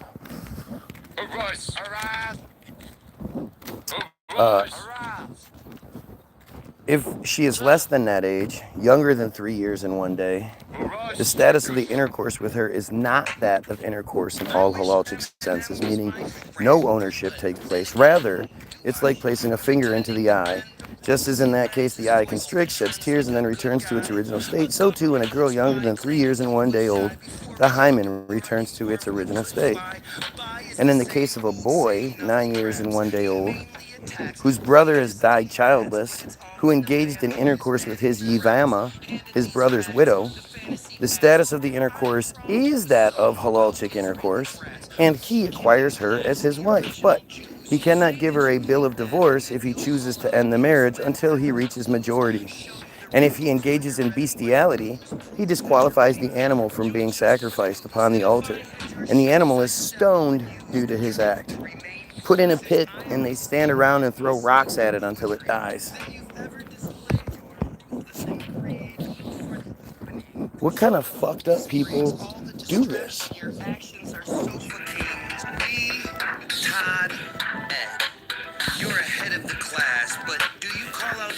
The thing about this format that we're on is you have the ability to explain this to me. Here's your roast, Bingus. Hats kiss the wall, you tragically fall. Forgetting your ass kicked, your mask hit the flaws in clapping applause and lawless behavior. You're the best of us all, but you That wasn't very nice. You're just another sailor in a Why scroll? This is educative. 1977, apologies to your hurt feelings, called Free Speech. This song is called, it's the Eminem song. It's called Wishing Marshall Mattered. Eminem is a candy rapper, dapper Dan the man, manufactured like the clapper, and aborted bastard plant. We're much more commercial in our sound now than we used to be. It used to be a lot more artistic. It's still good, it's just different. There's evolution on display.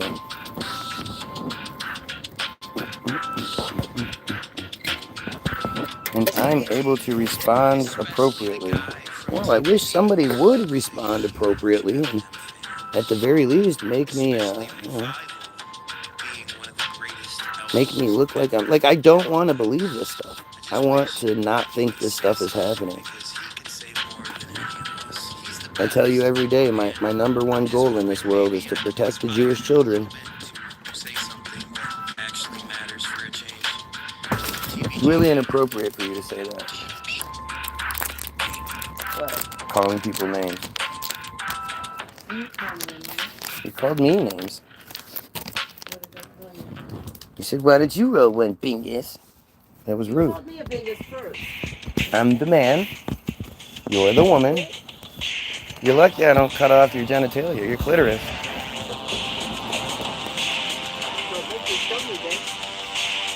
It doesn't say anything about stoning females. And by, we know that you are by far way too old to be of interest to them. But you're like almost 20 times too old. Right. Our thoughts compressed, which makes us blessed and makes for stormy weather. It is so fucking gross. Everything about them is just gross. Like, seriously. Tell me about some good stuff. Tell me about some stuff that, if you took the religious aspects out of it, you'd still be like, oh, this is cool. Everything they do is just so weird and off-putting, and even their traditional dancing is fucking goofy as hell. Like, you would never find yourself doing those dances. Hey, how about we all we hold hands and run in a real long train, bouncing and yelling stupid shit as we go.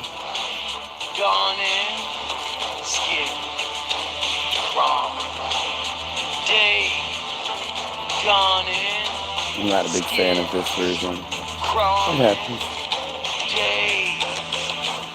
Why are you still here? Well, I'm doing my thing. So the fact that you're trying to do my thing is the weird part.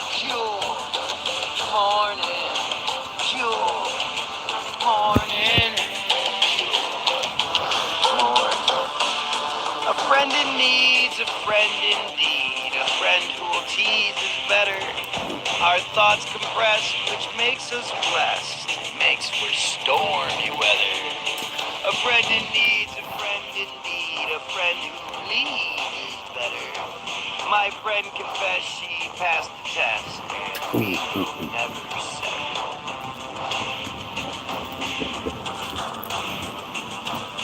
Sorry, my wife was distracting me. She's standing here with her shirt off, jumping up and down, and her tits are flopping all over the place.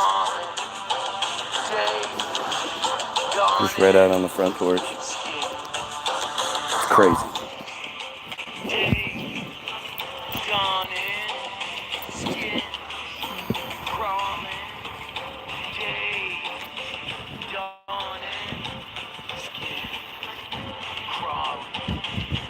Hello, bro.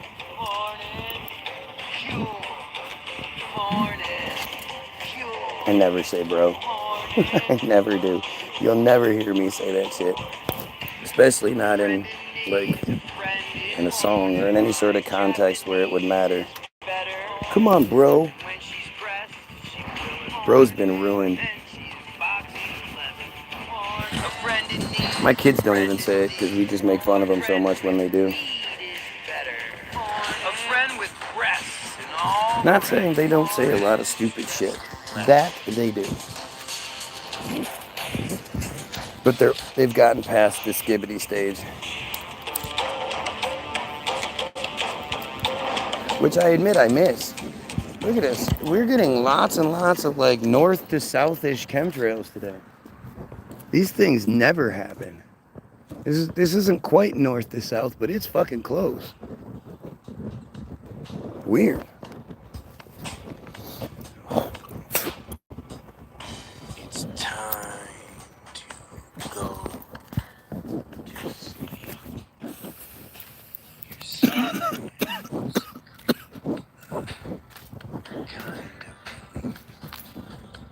Try to compete with. I wonder if soul correction is Sailing in here. regalia, unveiling the details, derailing your prevailing train. Nope. Let's see. Shlomo's World. Shlomo's World. Tupac Shakur.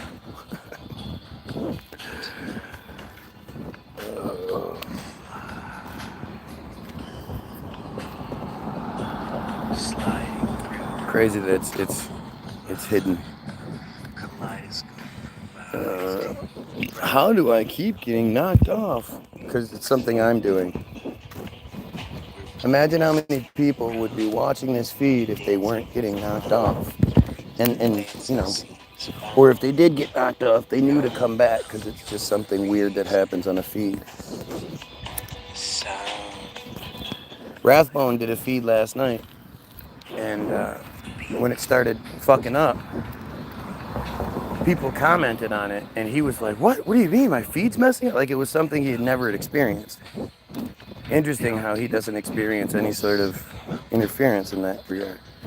Been watching for a while now, and the host definitely gets underneath the skin of a lot of users in the chat, but they keep watching? Right. How does that make sense?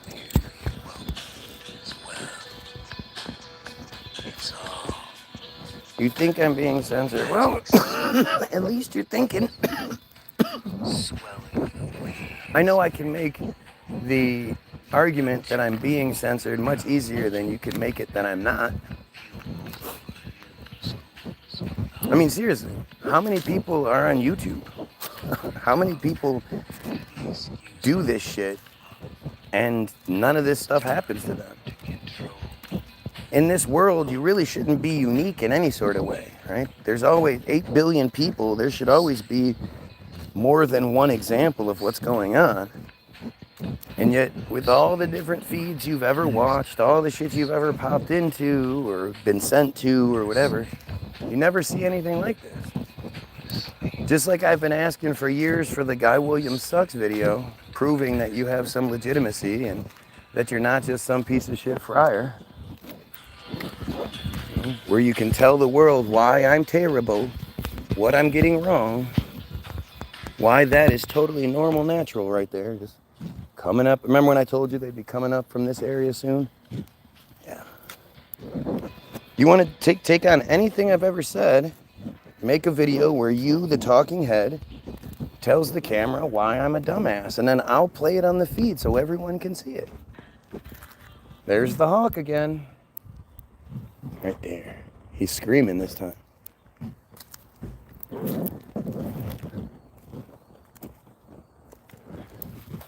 There's 2 hawks. Silver hawks. Ooh, they're gonna fight. Oh, look at that. Did you see that shit? They're fighting. 2 hawks are fighting right there. Huh? No, flying by. Yeah. 35 million content providers on YouTube, and none of them get what I get. Instead of having a unique form of success, I have a unique form of failure. How's that work? I'm just another dumbass, right? Or, you know, like it used to be that you could say, well, it's your content. You're talking about things you're not supposed to talk about. That's what gets you in trouble. But nowadays, there are tons of people that have, you know, very successful lives talking about very similar things. Not quite the same, but similar things. Lots of people talk about Israel and blah, blah, blah. So why am I still the unique one? You never talk about what you were like as a teenager. Why should I? What? You're not here to watch me tell stories about myself. This isn't, you know, the me feed. Huh?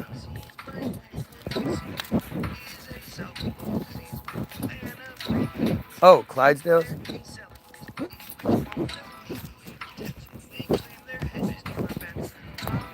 But like, why do you want to hear stories about me?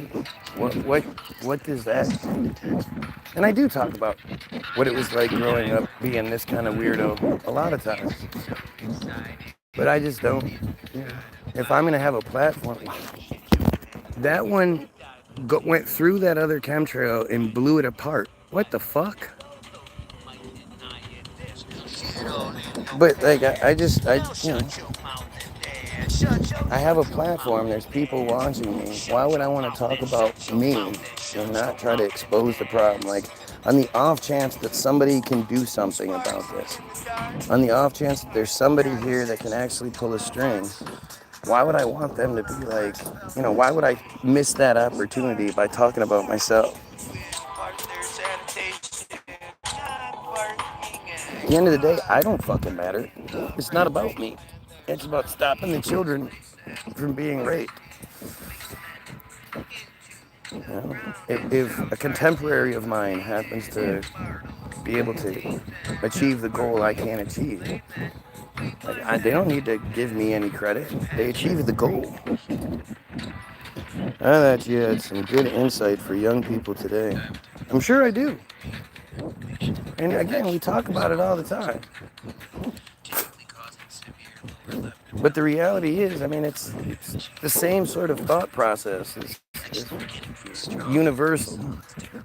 We have to look at what's wrong and deal with it. And not try to, avoid it, not try to give credit or blame to some fake sky daddy bullshit. We have to figure out the cause of the problem if we want to end the problem. We can't just talk about the problem.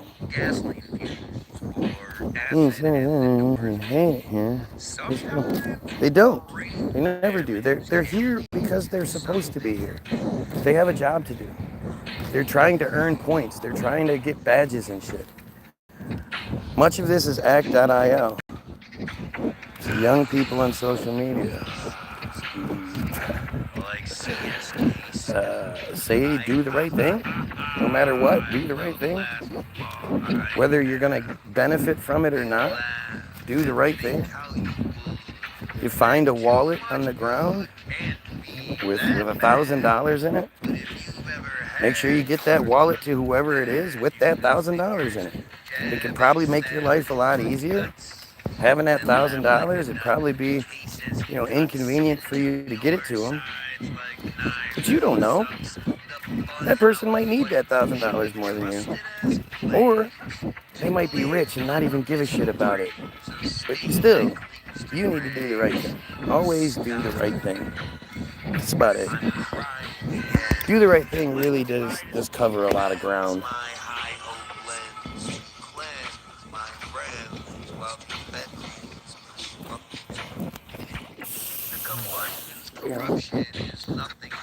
You should say, you should be pointing to this pedophilia problem and doing everything you can to eradicate it, whether you've experienced it or not.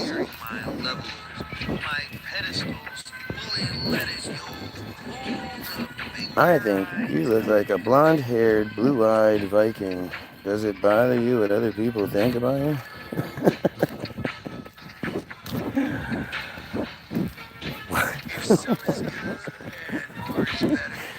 I think you're hilarious. I think if it mattered what other people thought about me, I probably wouldn't do what I do. What matters is what I think about me. I couldn't really care less what other people think. Are you getting your story? Hey, at least we're not talking about them raping children, right?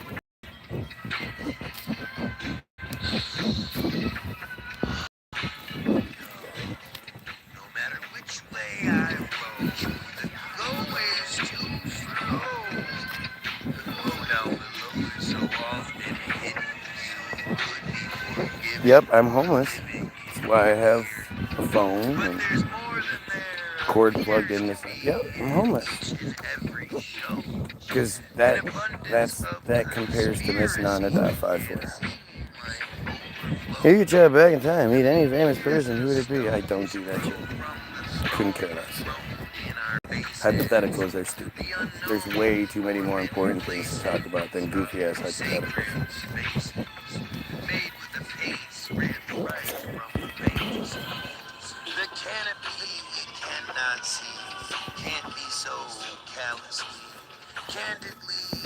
I just want to see the world during the World's Fair days. That would be cool as fuck. obviously we were much more advanced than we are now, and something happened.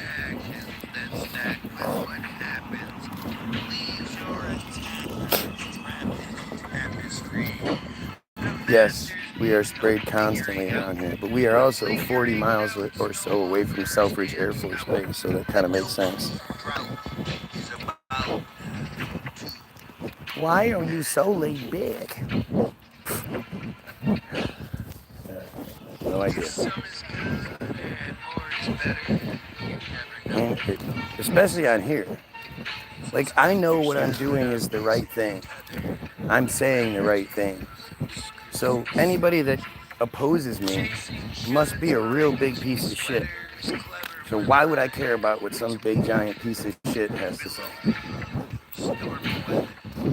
I appreciate you guys being dumb enough to be here and out yourselves.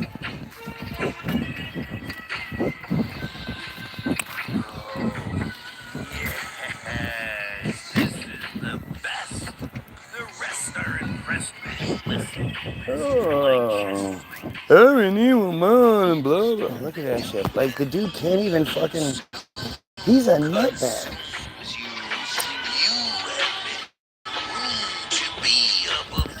Like, I'm surprised the dude even has a phone, but then again, he claims that it's all inheritance, so somebody else does it for him. Just what a nutbag. What a fucking nutcase.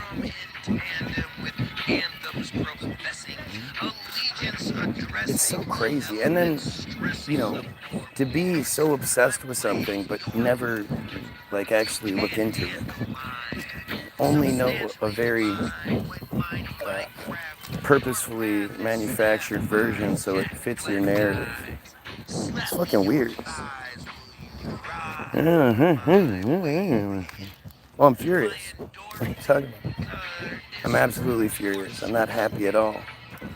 I don't know how anybody can be happy knowing that right now children are being fucking violated, and we're essentially paying for it. We're accomplices, and not happy at all. I would have a hard time. I have a hard time with millionaires in general. I've been knocked off once more, and whenever I try getting back here, it takes about 5 times. And again, I don't know what people think other than, like, to me that's evidence. When people say, what's your evidence? That. Some random dude telling you what's happening. Why would this shit be happening? Where else does it happen? I think the smug brand created in the average Joe via TV, Christianity, hollow crap, etc. has produced so many people who are clueless now how bad the kosher program is. Yeah, but what makes us different? I was victimized by the exact same system. I didn't grow up in any sort of special system that like what my kids are growing up in. I didn't grow up in that world. I grew up with a Project Paperclip, Operation Paperclip family, who the main thing was that, what do the neighbors think? You want to blend in as much as you possibly can. And they didn't believe in religion, but we were considered Catholic family because that was what white Livonia people did. But, like, never went to church or anything like that. Though I did have an uncle who was a big part of my life who married an Italian girl, and to do so, that was full-on Catholic. They went to church all the time and were constantly trying to get me to swallow the load, and I just never got it. Like, it's just so stupid. I never understood it. Obviously, I have ADHD. Obviously, I do. That's why I'm so much smarter than you. Enjoy your comical, fanatical, religious interjections. Great time. My wake-up started by looking into September 11th. Yeah, me too. Well, okay, so I say that in that, like, that was the main thing when the technology opened us up to being able to do it. Like, MySpace and all that shit sort of appeared and took off around 2005, 2006.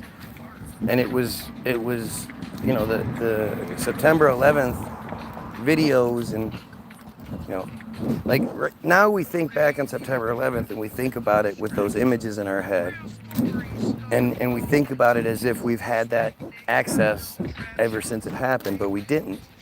All of the videos relating to 9/11, every civilian video and all that, were confiscated by the government and held hostage for the first 5 years.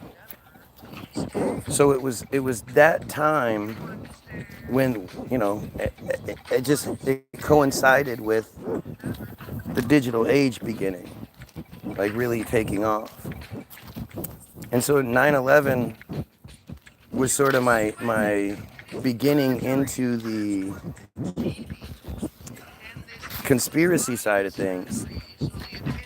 But at the same time, I'd always been resistant to religion and questioned things. Questioned, why do so many people think we didn't go to the moon? Like, why do so many people think the earth isn't round? And these are, those concepts weren't very common, but you'd hear about them. And so I've always questioned the narrative we're given. We didn't have the ability to do so until right around 2005 or 6. That was when things really opened up. MySpace was the real change to, MySpace was the introduction of social media. I remember it very, very well. It was, we had just gotten the computer at my house in Virginia, and it had been set up, and I don't know why I had MySpace. I mean, I guess maybe I'd heard about it, or I don't know. But MySpace at that time was still green. They hadn't really, it wasn't what it turned into over the next few years. But I was just bored, and I was looking up. I was trying to think about people I could look up. Like, I just didn't even think about.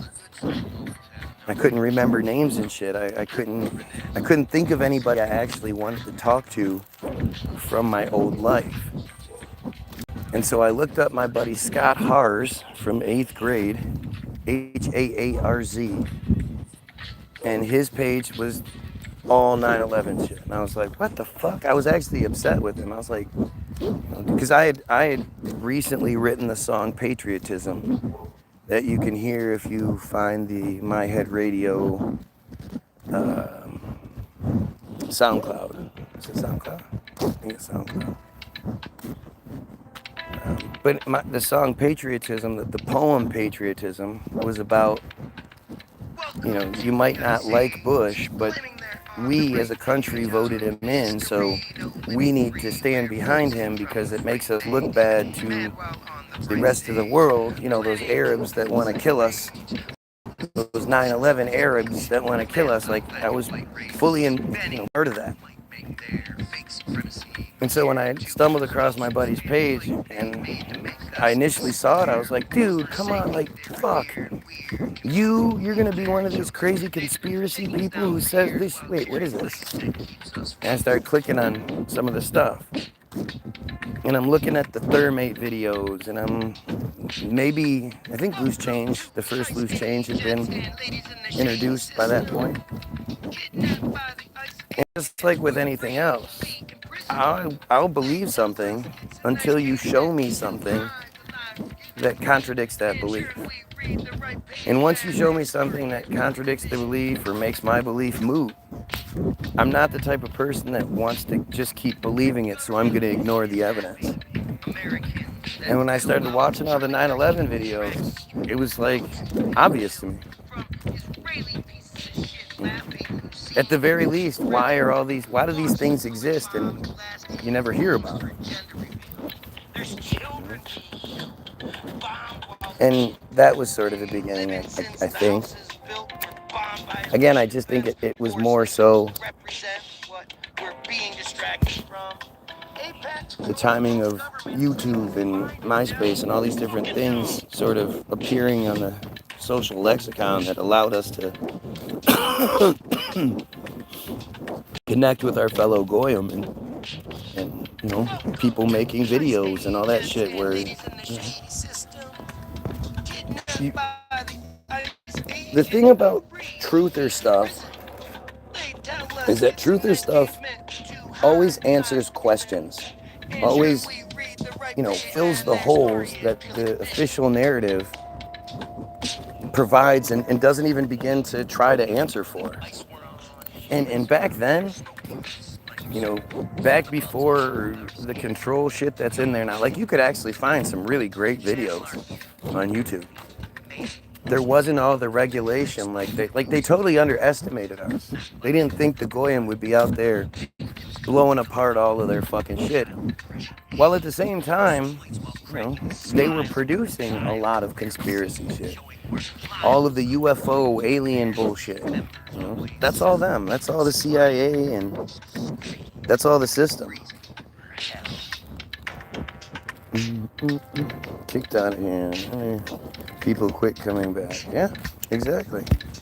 If they can make you quit on me, or if they make me quit on you, if they like Zemo says in Captain America, if you crush the rebellion from the inside out, it'll never grow back. If you crush it from the outside in, it'll constantly, you know, reinvent itself and come back. But if you crush it from the inside out, it's likely to stay dead. And so if they can get me to quit on you or you to quit on me, that's a lot more effective than stopping the fire out. Plus, fortunately for me, I'm really good at what I do. So I'm ahead of the curve. And as they want to keep an eye on things and to gauge where the people are going to go next, you know, they keep me around to watch, to see. I'm good at seeing trends. You know, I told you guys they were going to do October 7th in like April of 2023. I said if they don't do a false flag and then commence to genocide by December of 2023, I will quit making videos. I'll admit that I'm wrong and stupid, and I will, you know, I'll have to pack it in. And, you know, it didn't even have to take till December. It happened in October 7th.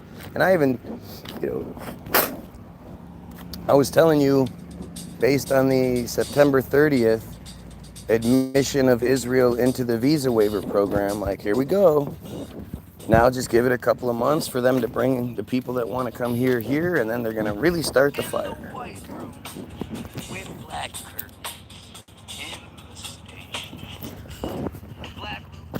Look at these dumb fucking people, right? God loves you. Oh, yeah? Why doesn't God love the children? Why doesn't God love the Christians in Palestine or the Christians in Lebanon or the Christians in Iran? Why is God allowing God's chosen people to commit genocide while also raping their own children? I don't want any love from that piece of shit. Shows that come here on here sound alike. Isn't it weird? No. I mean, maybe it is if you're not used to it. But when you're used to it and you can answer, I can explain it. You know, I can provide you with concrete proof that what we're dealing with is an Israeli operation. This is what they do. This is act.io. This is what is now called Rise App, R-I-S-E, capital A-P-P, all one word. 40,000 plus user base of troll army, ready at any point to, you know, come after someone like me. And because they're trained from a young age to, you know, with the auto-emancipation principles in mind, that if anybody disagrees with their supremacy, they have a psychosis, a pathological disorder, and an irrational phobia, mental issues, schizophrenia, shit like that's what they're told to say. Because crazy is dismissive, as Dave says. Crazy is dismissive. Worst thing to do is call somebody crazy, because then you shut down the fact that they might actually say something that matters. And because they can't argue any of the points being made, their goal is to try to make me crazy so that anybody that's like, hey, this guy's making sense, will then go, oh, there's the excuse. There's the thing. Okay, he's crazy, so I'm just going to ignore everything, especially since it shakes my foundations. Well, that's Team Jorge. That's a different side. That is, back in 2022, they were exposed as being able to create 30,000 avatars, not just bots, but avatars, at any given point to attack or bolster any person they wanted. Team Jorge is again, I can prove it to you. If you can show me how I'm wrong, or you can show me something that explains things better, right? Since you were born, this world you were in is war, and war from the beginning. We live in an evil world. The world is a beautiful, amazing place. I don't know what you're talking about.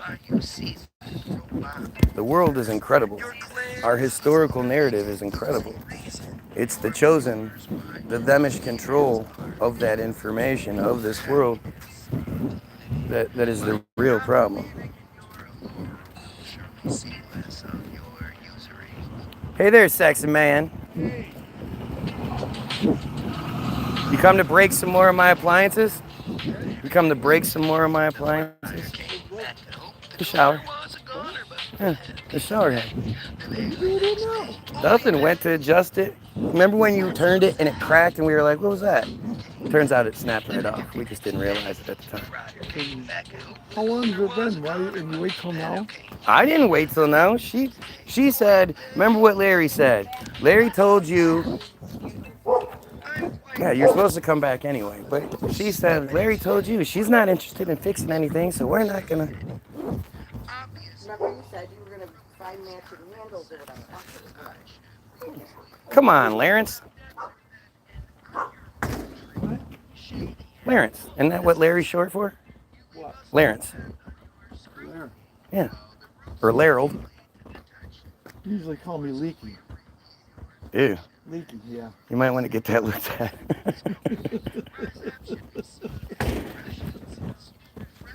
Yeah, you broke our shower. The other shower head, but you'd have to see it. We got one of those attachment shower heads. It's pretty bad. Oh, thank gosh. Nothing? No increase? No, wait. Oh, yeah. That's next year. Shut up. Great Lakes. Right on there, 2 year. Like scribble that out. Have Larry initiate. 5 years? Yeah. I put a 5 year on Larry's all driving around in this badass new truck. Look at him. here? Well, It's it's not my broke. truck, you guys. It's not mine. I drive the Edge. That's what your work vehicle. That's my wife's truck. Oh, well then, yeah. So what? Right. My van is gone. What'd you do? It needed about $6,000 or $7,000 worth of work. So I got rid of it. Whatever. Got $500 for it and bought an Edge because the grandkid couldn't drive that big truck. Learning to drive. Whatever you paid for that van, you more than got out of it. I paid $18,000 for it in 2014. Yeah, and it had a zillion miles and a zillion jobs on it. Right. Exactly. Yeah. $500 is still pretty good. I think I put $2,000 in it for, but they don't even have spuds anymore. Like whatever it was. And front end and tires. It was. Now, like, go to jobs and say, I gotta go back home and get that tool. You mean you go, I'm gonna break this and not come back? What are you doing? Why? I have to. I'm hoping I trip and it hangs me. What you say? Besides, aren't you retired? Trying. You've been retired for like 5 years. Still got 63, yeah, it's been 5 years. Yeah. 4. Yeah. Trying. Yeah, but what are you gonna do all day? Oh yeah, my phone like you. I don't have 2 phones, I only got 1. Yeah, well, you're not cool. I'm young and hip. I'm going to, I don't know. This is my kid's phone. I just commandeer it. Been running around all day today. Just like me. You seem like one of those guys that if you didn't have something to do, you'd be bored as fuck.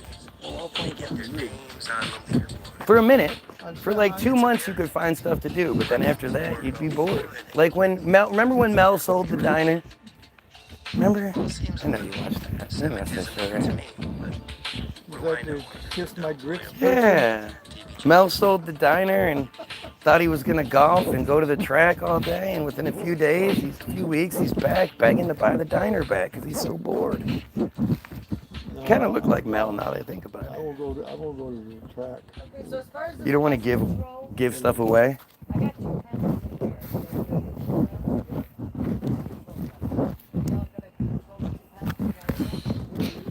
They're overrunning my house. This one They came out of her vagina. Well, they should have. happily married men out there. You know, with the life set. They keep eating all our food. Let's say your man has hurt his foot and he's writhing around in pain. There's no need to ask what you could do to relieve Hopefully the I'll get strain. this, my wife will If you make copies of really this one and maintain that your goals to make Tina him better. up the street. I'll get them both dropped off. You're the only 2 I got signed so far. How do you even still have your job? How do you still have your job? That's because you're retired. You can do it at your leisure. And you know, tinkers with stuff.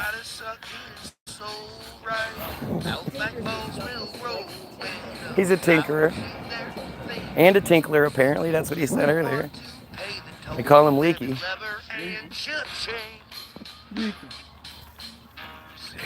My electrician's 69. He's still working. There's a joke in there Carpenter's somewhere. 67. The same carpenter. He's still working. Yeah, they probably hate their wives and just want to get out of the house all day. I'm not like me though. No, No. because they're not lucky like me, sweetheart.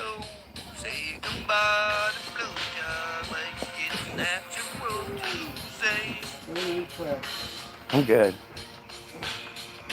You supposed to sign too? No, No?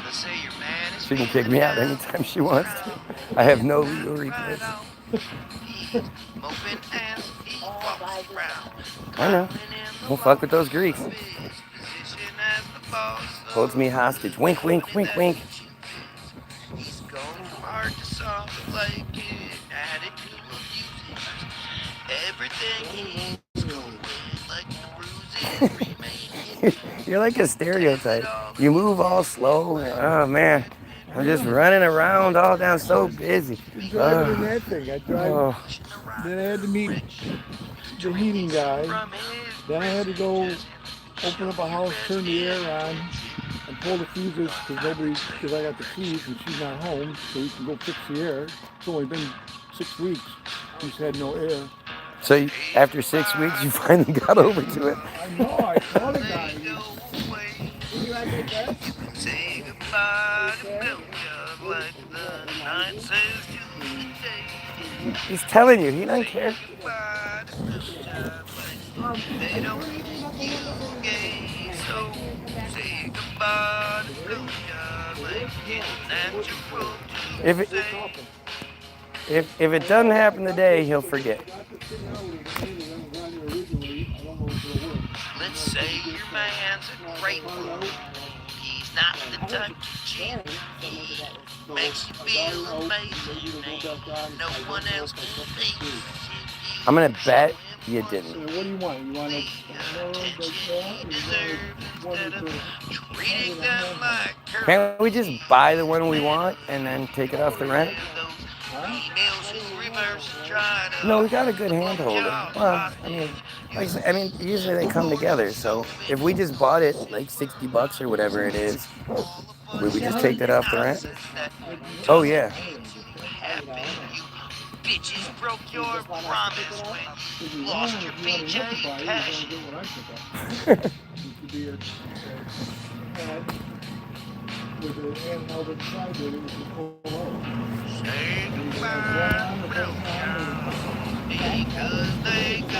Good pressure. All we want is pressure, because it's not a lot of pressure. Well, unfortunately, with the plumbing in the house, it's going to be different. Oh, so you're going to redo the plumbing too?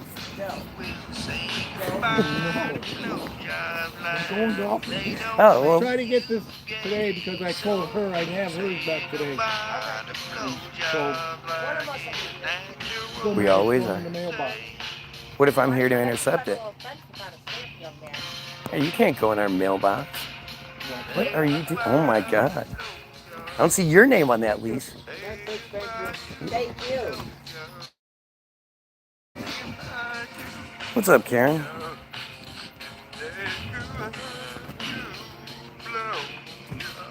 He's hammered. He reeks. Did you smell it? No, I didn't. I wasn't that close either, and I could smell it. Fuck yeah. Hammered. I don't care. He's like, what? Oh yeah, I broke your shit. Oh yeah.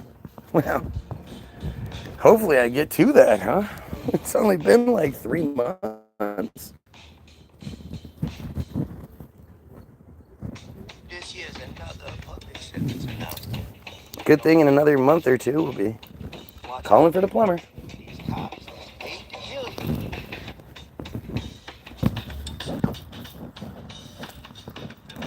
Has an auditor ever filmed themselves attacking the police? They always claim it's for their health when asking for ID from those fighting to free illegal tyranny.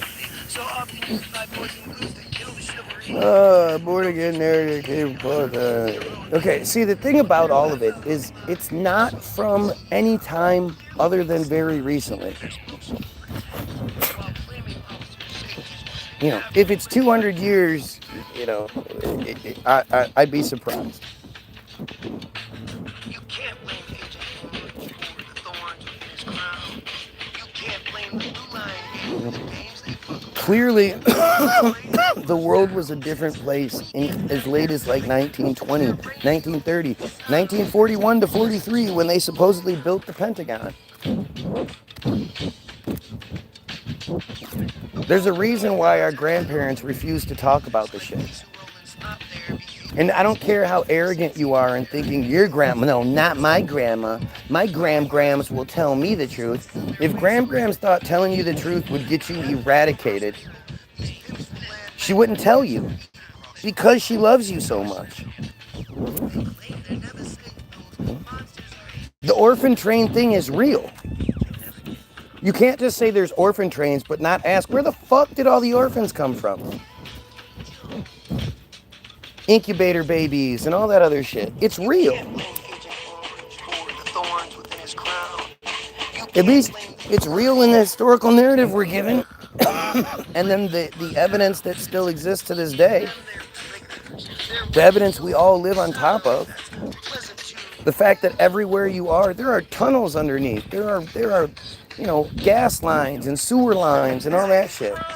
And you have to ask yourself, what people were doing this?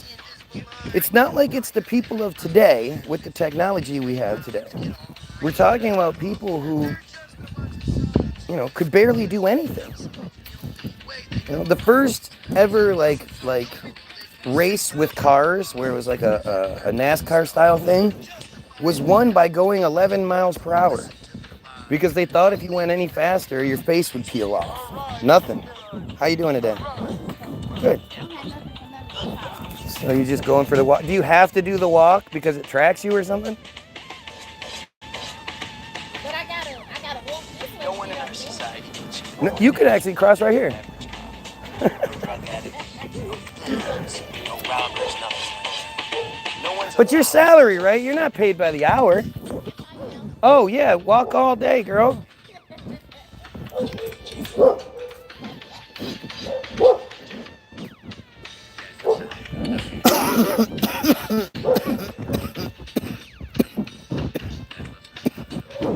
You'd think with as much walking as she does, she wouldn't be as big as she is. One of the girls in our dance group is A female man. I mean, just the heat alone would just, you'd think it'd just sap you. But you know her diet is just like shit. Fried this, fried that, you know. Shitty steaks that you need to cook to death.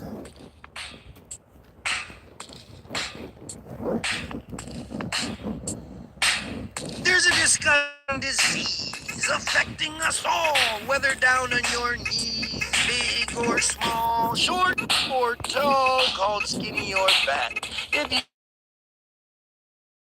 off the rack, you're under attack. In fact, it's an invasion. We're given the smack in the cracks in the pavement while insisting we praise them for raising us to be racist. Yet we only get saved when we pray to a sadist. I just want to change the world. I'm proudly antiseptic. Saving every boy and girl. I'm proudly antiseptic. It's time to go.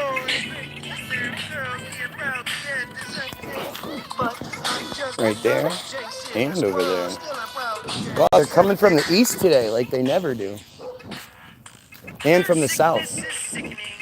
But if you remember, standing here, attacking it, there used to be a tree right there, so it would touch the treetops. That's a pretty common one. We're given bad breath from the sepsis we're spewing. Being an exam sounds boring and always repeat the same thing and never any thoughts of repetitiveness.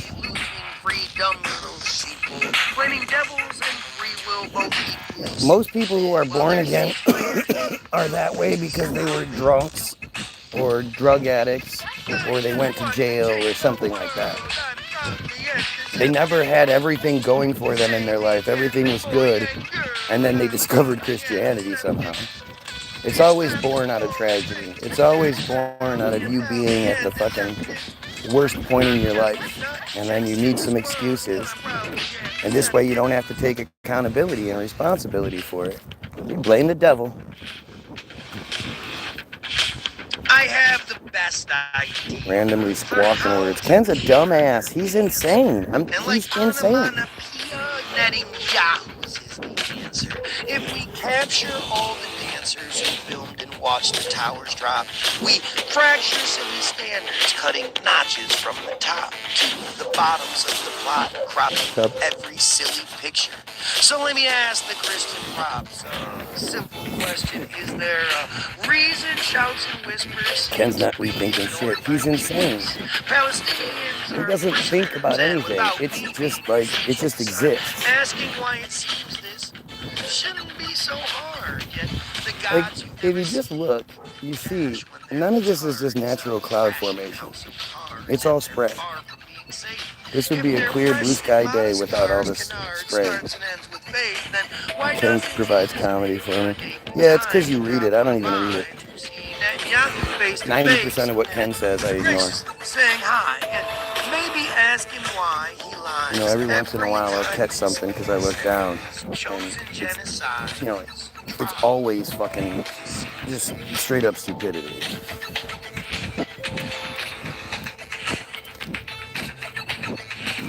I just want to cleanse the world. I'm proudly antiseptic. Saving every boy and girl. I'm proudly antiseptic. It's time to go straight in the curls, being proudly antiseptic. But I'm just a nut chasing a squirrel, still proudly antiseptic.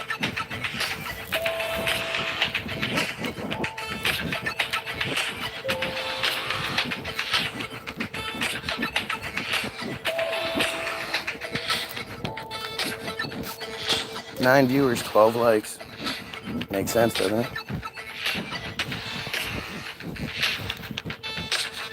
And we have a few more songs though.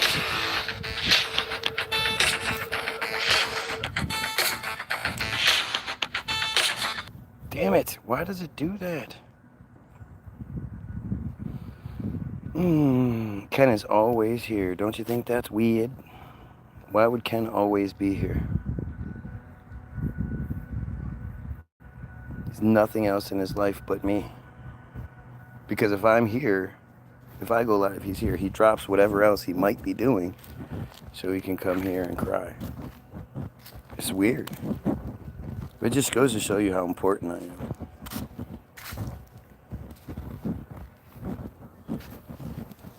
Apparently. I mean, I don't know what else you call it.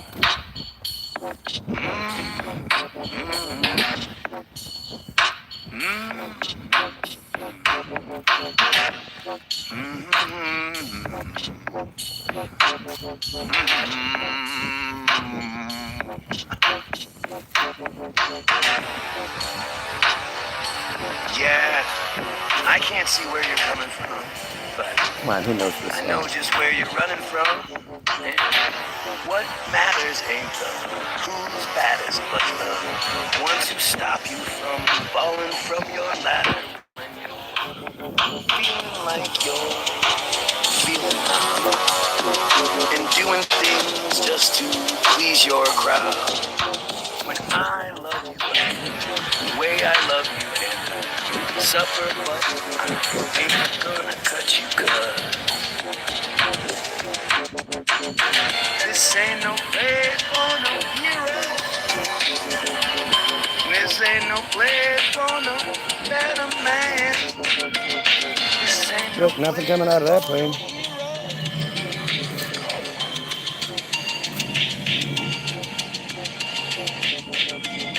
This ain't no place for no Nothing coming out of that plane. This ain't no place for no better man. This ain't no place for no hero.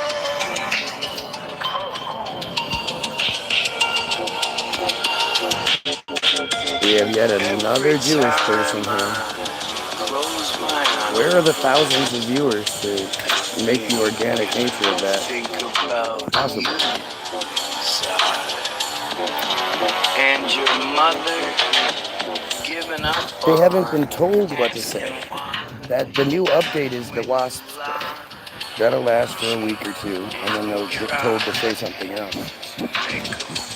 They're not smart enough to come up with their own shit. This ain't no place for no hero. The most This desperate ain't you no made. place for no better man. This ain't no place They're desperate. for no hero. They're desperately trying to crack the shell. They already know they can't. This ain't no place for no hero.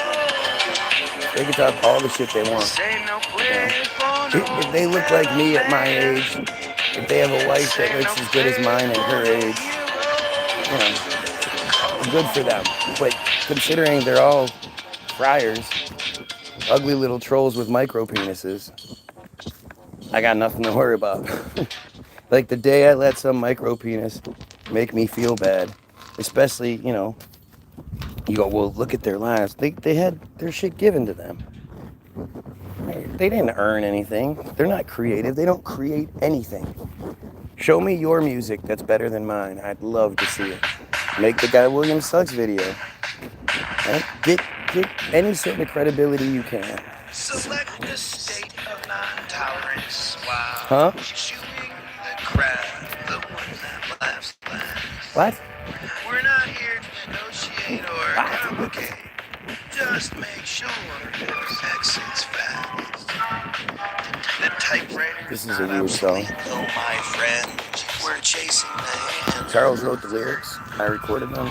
And Karen and her friend made the track. Well, made the beat, the music. And then Charles put it together.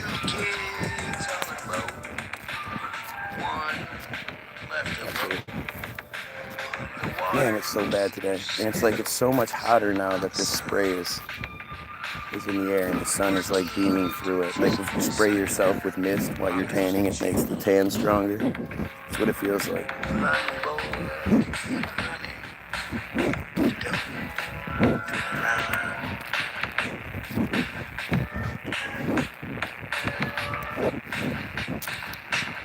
Flipping the side while staying on track. No idea what this shit means.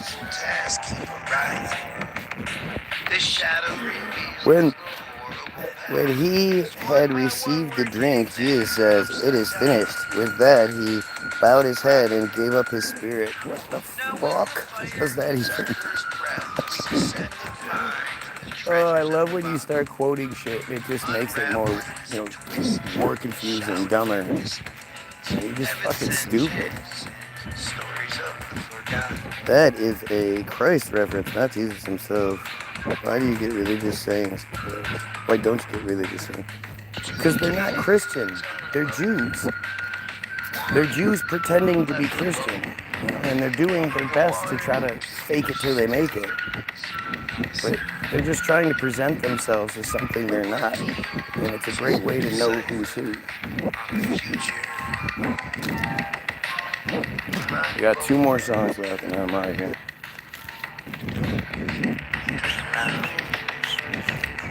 Because Charles isn't going to fucking deliver on the newest one. So after I'm done, I have to wait.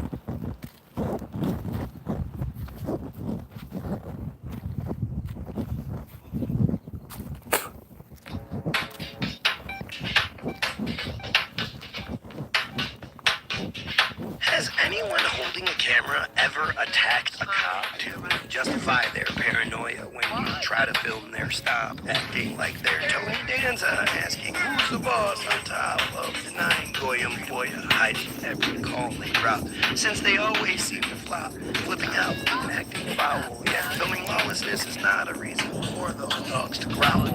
These pigs all Simon Cowell with point out Rabbi Finkelstein. acting like you're buying vowels with their IOU disaster. It's unfortunate they're masters, baiting carefully crafted traps, pretending cops are being massacred. No, this is no more pities. My bad. Anyone who asks for words 3 more songs. My bad. facts of the case they have, these actors sure that raking attacks on their practices and packs that hide the cactus of their ass isn't good, and nothing should distract us from their past accomplishments and tasks. They should be proud to be unmasked, since no one hides their sense of pride when rounding up the math.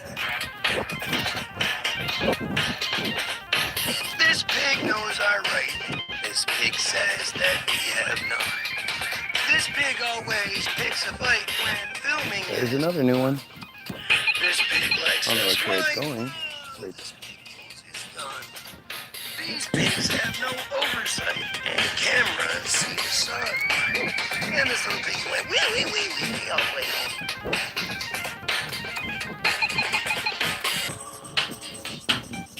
Ever watch Cops on TV? The show that glorifies mistreatment? It's entertaining you and me. It's no lie or something secret that these cops love to beat the shit out of young black big red males. They're not even discreet with how these butt cracks lost prevails for busting up the sails of ships just passing in the night. They love to stuff the jails jam-packed and gas who gets in fights. They suck you in that life, keep you tucked and tight. It's funny how they make their money fucking up your life, where you trust that they'll be nice when they're roughing up your wife. Then they call you names. Of course I do. It's good. Cutting them a Problem slice. being, it's hard to listen to other shit. Because other shit's so dumb. But I still do. I more listen to things like Radiohead, and I don't listen to a lot of hip-hop, per se, because hip-hop's just so dumb. But lately I've been listening to a lot of Radiohead, and I listened to the Yoshimi vs. the Pink Robots album. That's a good one. I listened to APC the other day. That was another good album I listened to. I listen to lots of shit. But I also listen to TBT.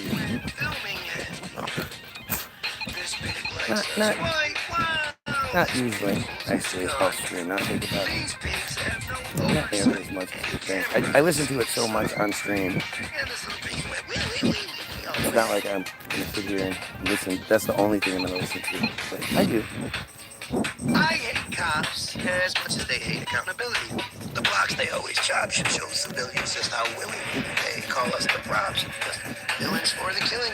We fall for every psyop while our tax dollars are given free, so that no responsibility is seen by the enforcers.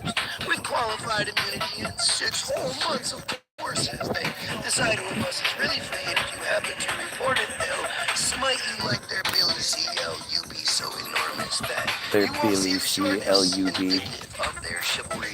Compensating So good. for their portion, their initiatives are the spilling tea, big circles, and their extortion. Their mission fits in misery, rowing the boat ashore since the You don't need to hear me. wizardry, keep no rein the score with visions of the prison fiend, showing nothing but their porn if the minions filming fantasies that grow into an orchard that wisdom says we clearly need to know every pig's recorded since the innocent don't fear fools. I'm just waiting to be done. I just want the last couple songs to play. This pig knows our right. This pig says I watched you live that yesterday. no. Lucky for This you. pig Hopefully you got always something out of it. takes a bite when filming it. Hopefully you found a voice to speak out against these piece of shit friars. Though I already know you're one of them, so. These pigs have no oversight.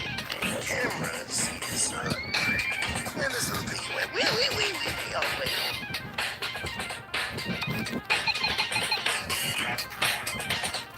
Until I start seeing these mysterious good cops out there arresting the bad cops, I'm gonna go ahead and say they're all bad cops. TBT. Oh look, the guy brings up, praise the Lord, the pedo flag, and then the pedo symbol.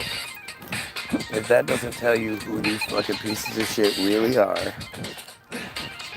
I love that you would think that would somehow negatively affect me. I'm so glad you're dumb enough to out yourself.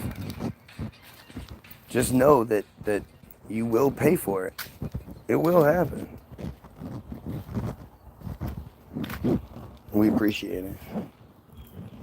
Now, What's up, Matt? number 33. Wink, wink. Nudge, nudge. One big fat wham. No, I assume everybody who has a problem with what I do yet obsesses over me is one of them. So detrimental to your existence. It's not really that hard to We've figure out. already called the whambulance. Of course he is. Yeah. Again, why wouldn't they be? What sort of regular Goyim is like, yeah, that guy talks too much about killing pedos. I hate him so much that I'm gonna stalk him. Would it be smart to spam murder only focused on right now with no concerns for down the road and what you need until you're running around like a clown asking everyone, Where's the beef? If you wanted to repeat the burger process through the years, then it makes no sense if you delete your meat supplies. Here and now need to be demure. So I believe it's pretty clear. Palestine is still online for reasons that are fear-based and need to disappear. Since freedom's not a deer in headlights and lost despite the evil that appears to cause the Goyim tears while they cheer for towers falling. They manufacture every gear in the machine that's always calling Goyim cattle, so it's appalling when you finally understand that. I'm Jewish, but I don't support what Israel is doing. Yeah, well, you support pedophilia, though. The genocide that Israel is doing is the distraction. The real problem is Mishnah Nadah 5:4, metzitzia, and soul correction. And unless you're speaking out against it, and especially if you attack somebody that does, you're just as much the problem as they are.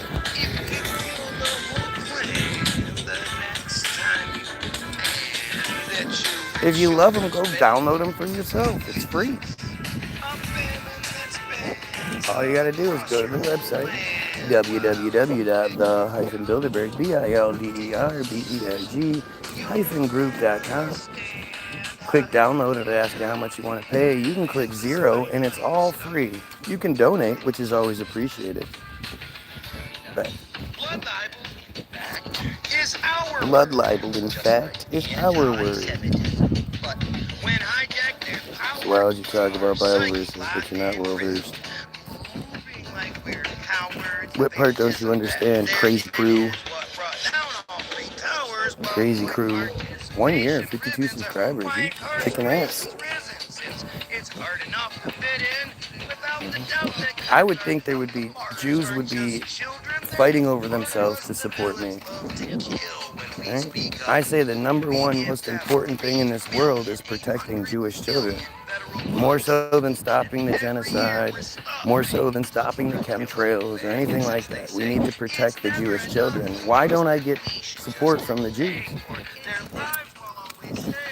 Everything you said. What about everything I said?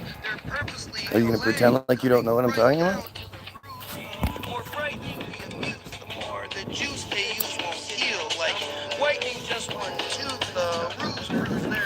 You going to pretend like you don't know about Mishnah Nadav 5:4? Metzitzia B'peh? You're going to pretend like you haven't been to multiple brisses where you've watched an adult man be hired to come put his mouth on a child's privates? So you support Israel's demise? Yeah. I support Israel's eradication? Yes.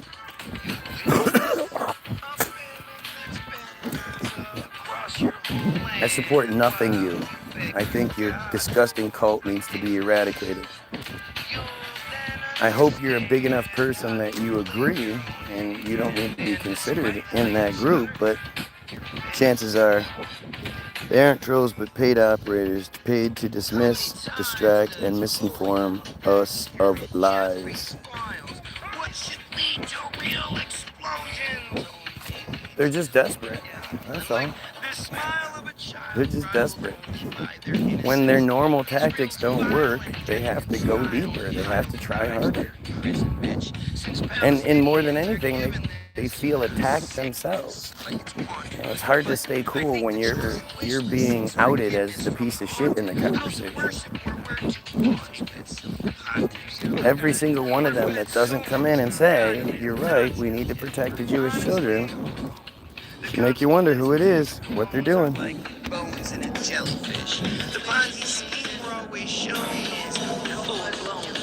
Man, your inbreeding just has you guys fucking stupid as hell. You're still questioning whether I support Israel or not. How can you be that stupid? This is Rabbi Finkelstein.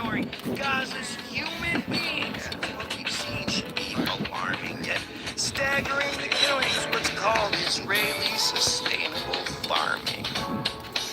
Ooh, ooh, ooh.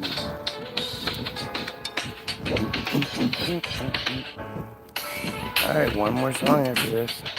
A quick Google search for Rabbi Finkelstein. Rabbi Finkelstein. Open your eyes pretty significantly. Because I can't hear over the music. I think you can. I think you know. Simply put, no logical or reasonable person supports Israel. Ding, ding, ding, ding, ding, ding, ding. But then, at the same time, Israel doesn't exist. Israel is just a fantasy. I don't waste time talking about Israel in that I'm talking about the cult that inhabits it.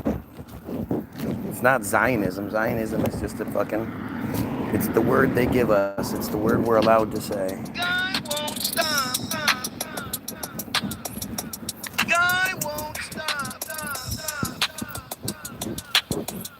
Guy Williams sucks. That needs to be the title of the video knuckling up to knock me off my Eiffel Tower, where I bust off shots from my verbal rifle, knowing no one's going to touch me. A believable denial. Since if I'm who is corrupt, then you're clearly not Gentile. All you do is self-destruct. You're disgusting pedophiles. The reduction of the cucks who are fustigating lives will bring enough of an eruption. That song is called Rabbi Finkelstein.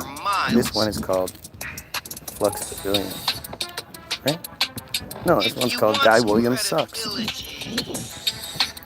Make me into a celebrity. Show your face that everyone can see. Tell the people why you're sick of me. Guy won't stop. Now I know you're inbred stupid. you clown. Show your head's translucent with how you lose instead of prove. It's all just lies you call conspiracy. A powerful video set to music where the crowd's allowed to be ruthless. If your sounds profoundly fruitless, then they'll hang you from your tree. Since this works on insecurities, they'll murder you, then purposely serve the hurt to certainly permanently kill your impact. The scourge that surges surgically, words they're purged so perfectly, it curses your nerves with diversity. Their mercy is built to attack.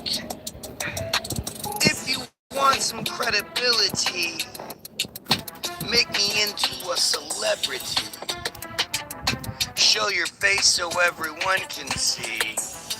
Tell everyone why you're obsessed with me. Guy won't stop.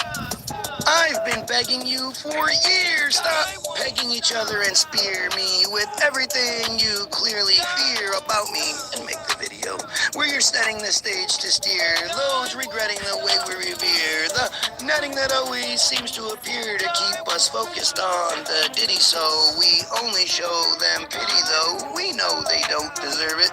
Ensuring we're way too busy to go below the chosen surface to expose the no-win circus that certainly show your instability. Your nose is so open it perfectly serves to show why you lack credibility. Guy won't stop. Guy won't stop. Love all the real humans here. Thank you for being here and searching for truth. TBG won't stop giving credit where credit is due. Thank you, Flux Pavilion. TBG.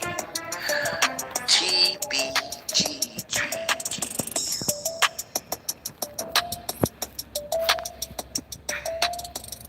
I agree, it is. Thanks anyway. Everybody, thanks for being here. Go get your free download, www.the-builderberg, BILDERBERG-group.com. All of this will be in the description, as it always is. If you don't see it in the description, just go to the previous video, and you'll see it there. Like I say, put 0 in the payment box when it asks you how much you want to pay, and it's free for you. Free. But you can also download or donate. We appreciate it. And then there's just a list of things you should check out. You know, there's the auto emancipation. Well, the first 3 links are first one is the website. Second link is the link to Mishnah Nada 5:4, the thing that the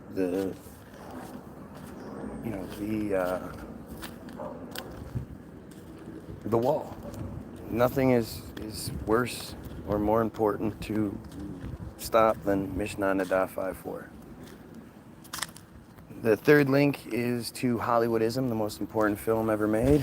It's on YouTube. It tells you why you dumb Goyim think the way you do, why you believe in George Washington and Ben Franklin and Jesus and all the other shit. It explains to you why the American dream is the Jewish dream. They tell you everything you need to know, except for why they are the way they are, which is what the fourth link, the link to Israel Hayom's Bottom of Darkness, will explain to you. How you can have an entire people that exists based on genocide. Why they can say, yeah, your house was bombed and you've lost your parents, but were you violently, viciously, ritualistically raped from the time you were born till you were around 12-ish? And at 15, 16, forced to rape a child yourself to get your own salvation and transcendence? No. So just go buy a new house. You're all good. Like, that's how they think, right? How do you get that way? How do you get a whole population of psychopaths? Well, that's how. And then you have links to auto-emancipation and the Havara Agreement and all of these things that validate my perspective. And I challenge you to go, look at those things yourself, and then you can tell me what I'm getting wrong, what I'm misinterpreting, what I'm taking out of context. Go look for yourself. And then, of course, there's a bunch of links to the Facebook page, different videos, different song videos that you can share with your friends and your family. And on anything where You know, somebody's talking about Israel's doing this, Israel's doing that. It's not Israel. It's not Israel. Netanyahu is not Israel. Good old Bibi Milikowski. Right? And so, you know, I believe I provide you with more than enough to keep you busy for the day, for the week. You're gonna have to do some reading, you're gonna have to do some watching, but it's all there, and it's all put in a good order and everything. So go check it all out. Have yourself a wonderful day, and most importantly, you pedophiles, kill yourself.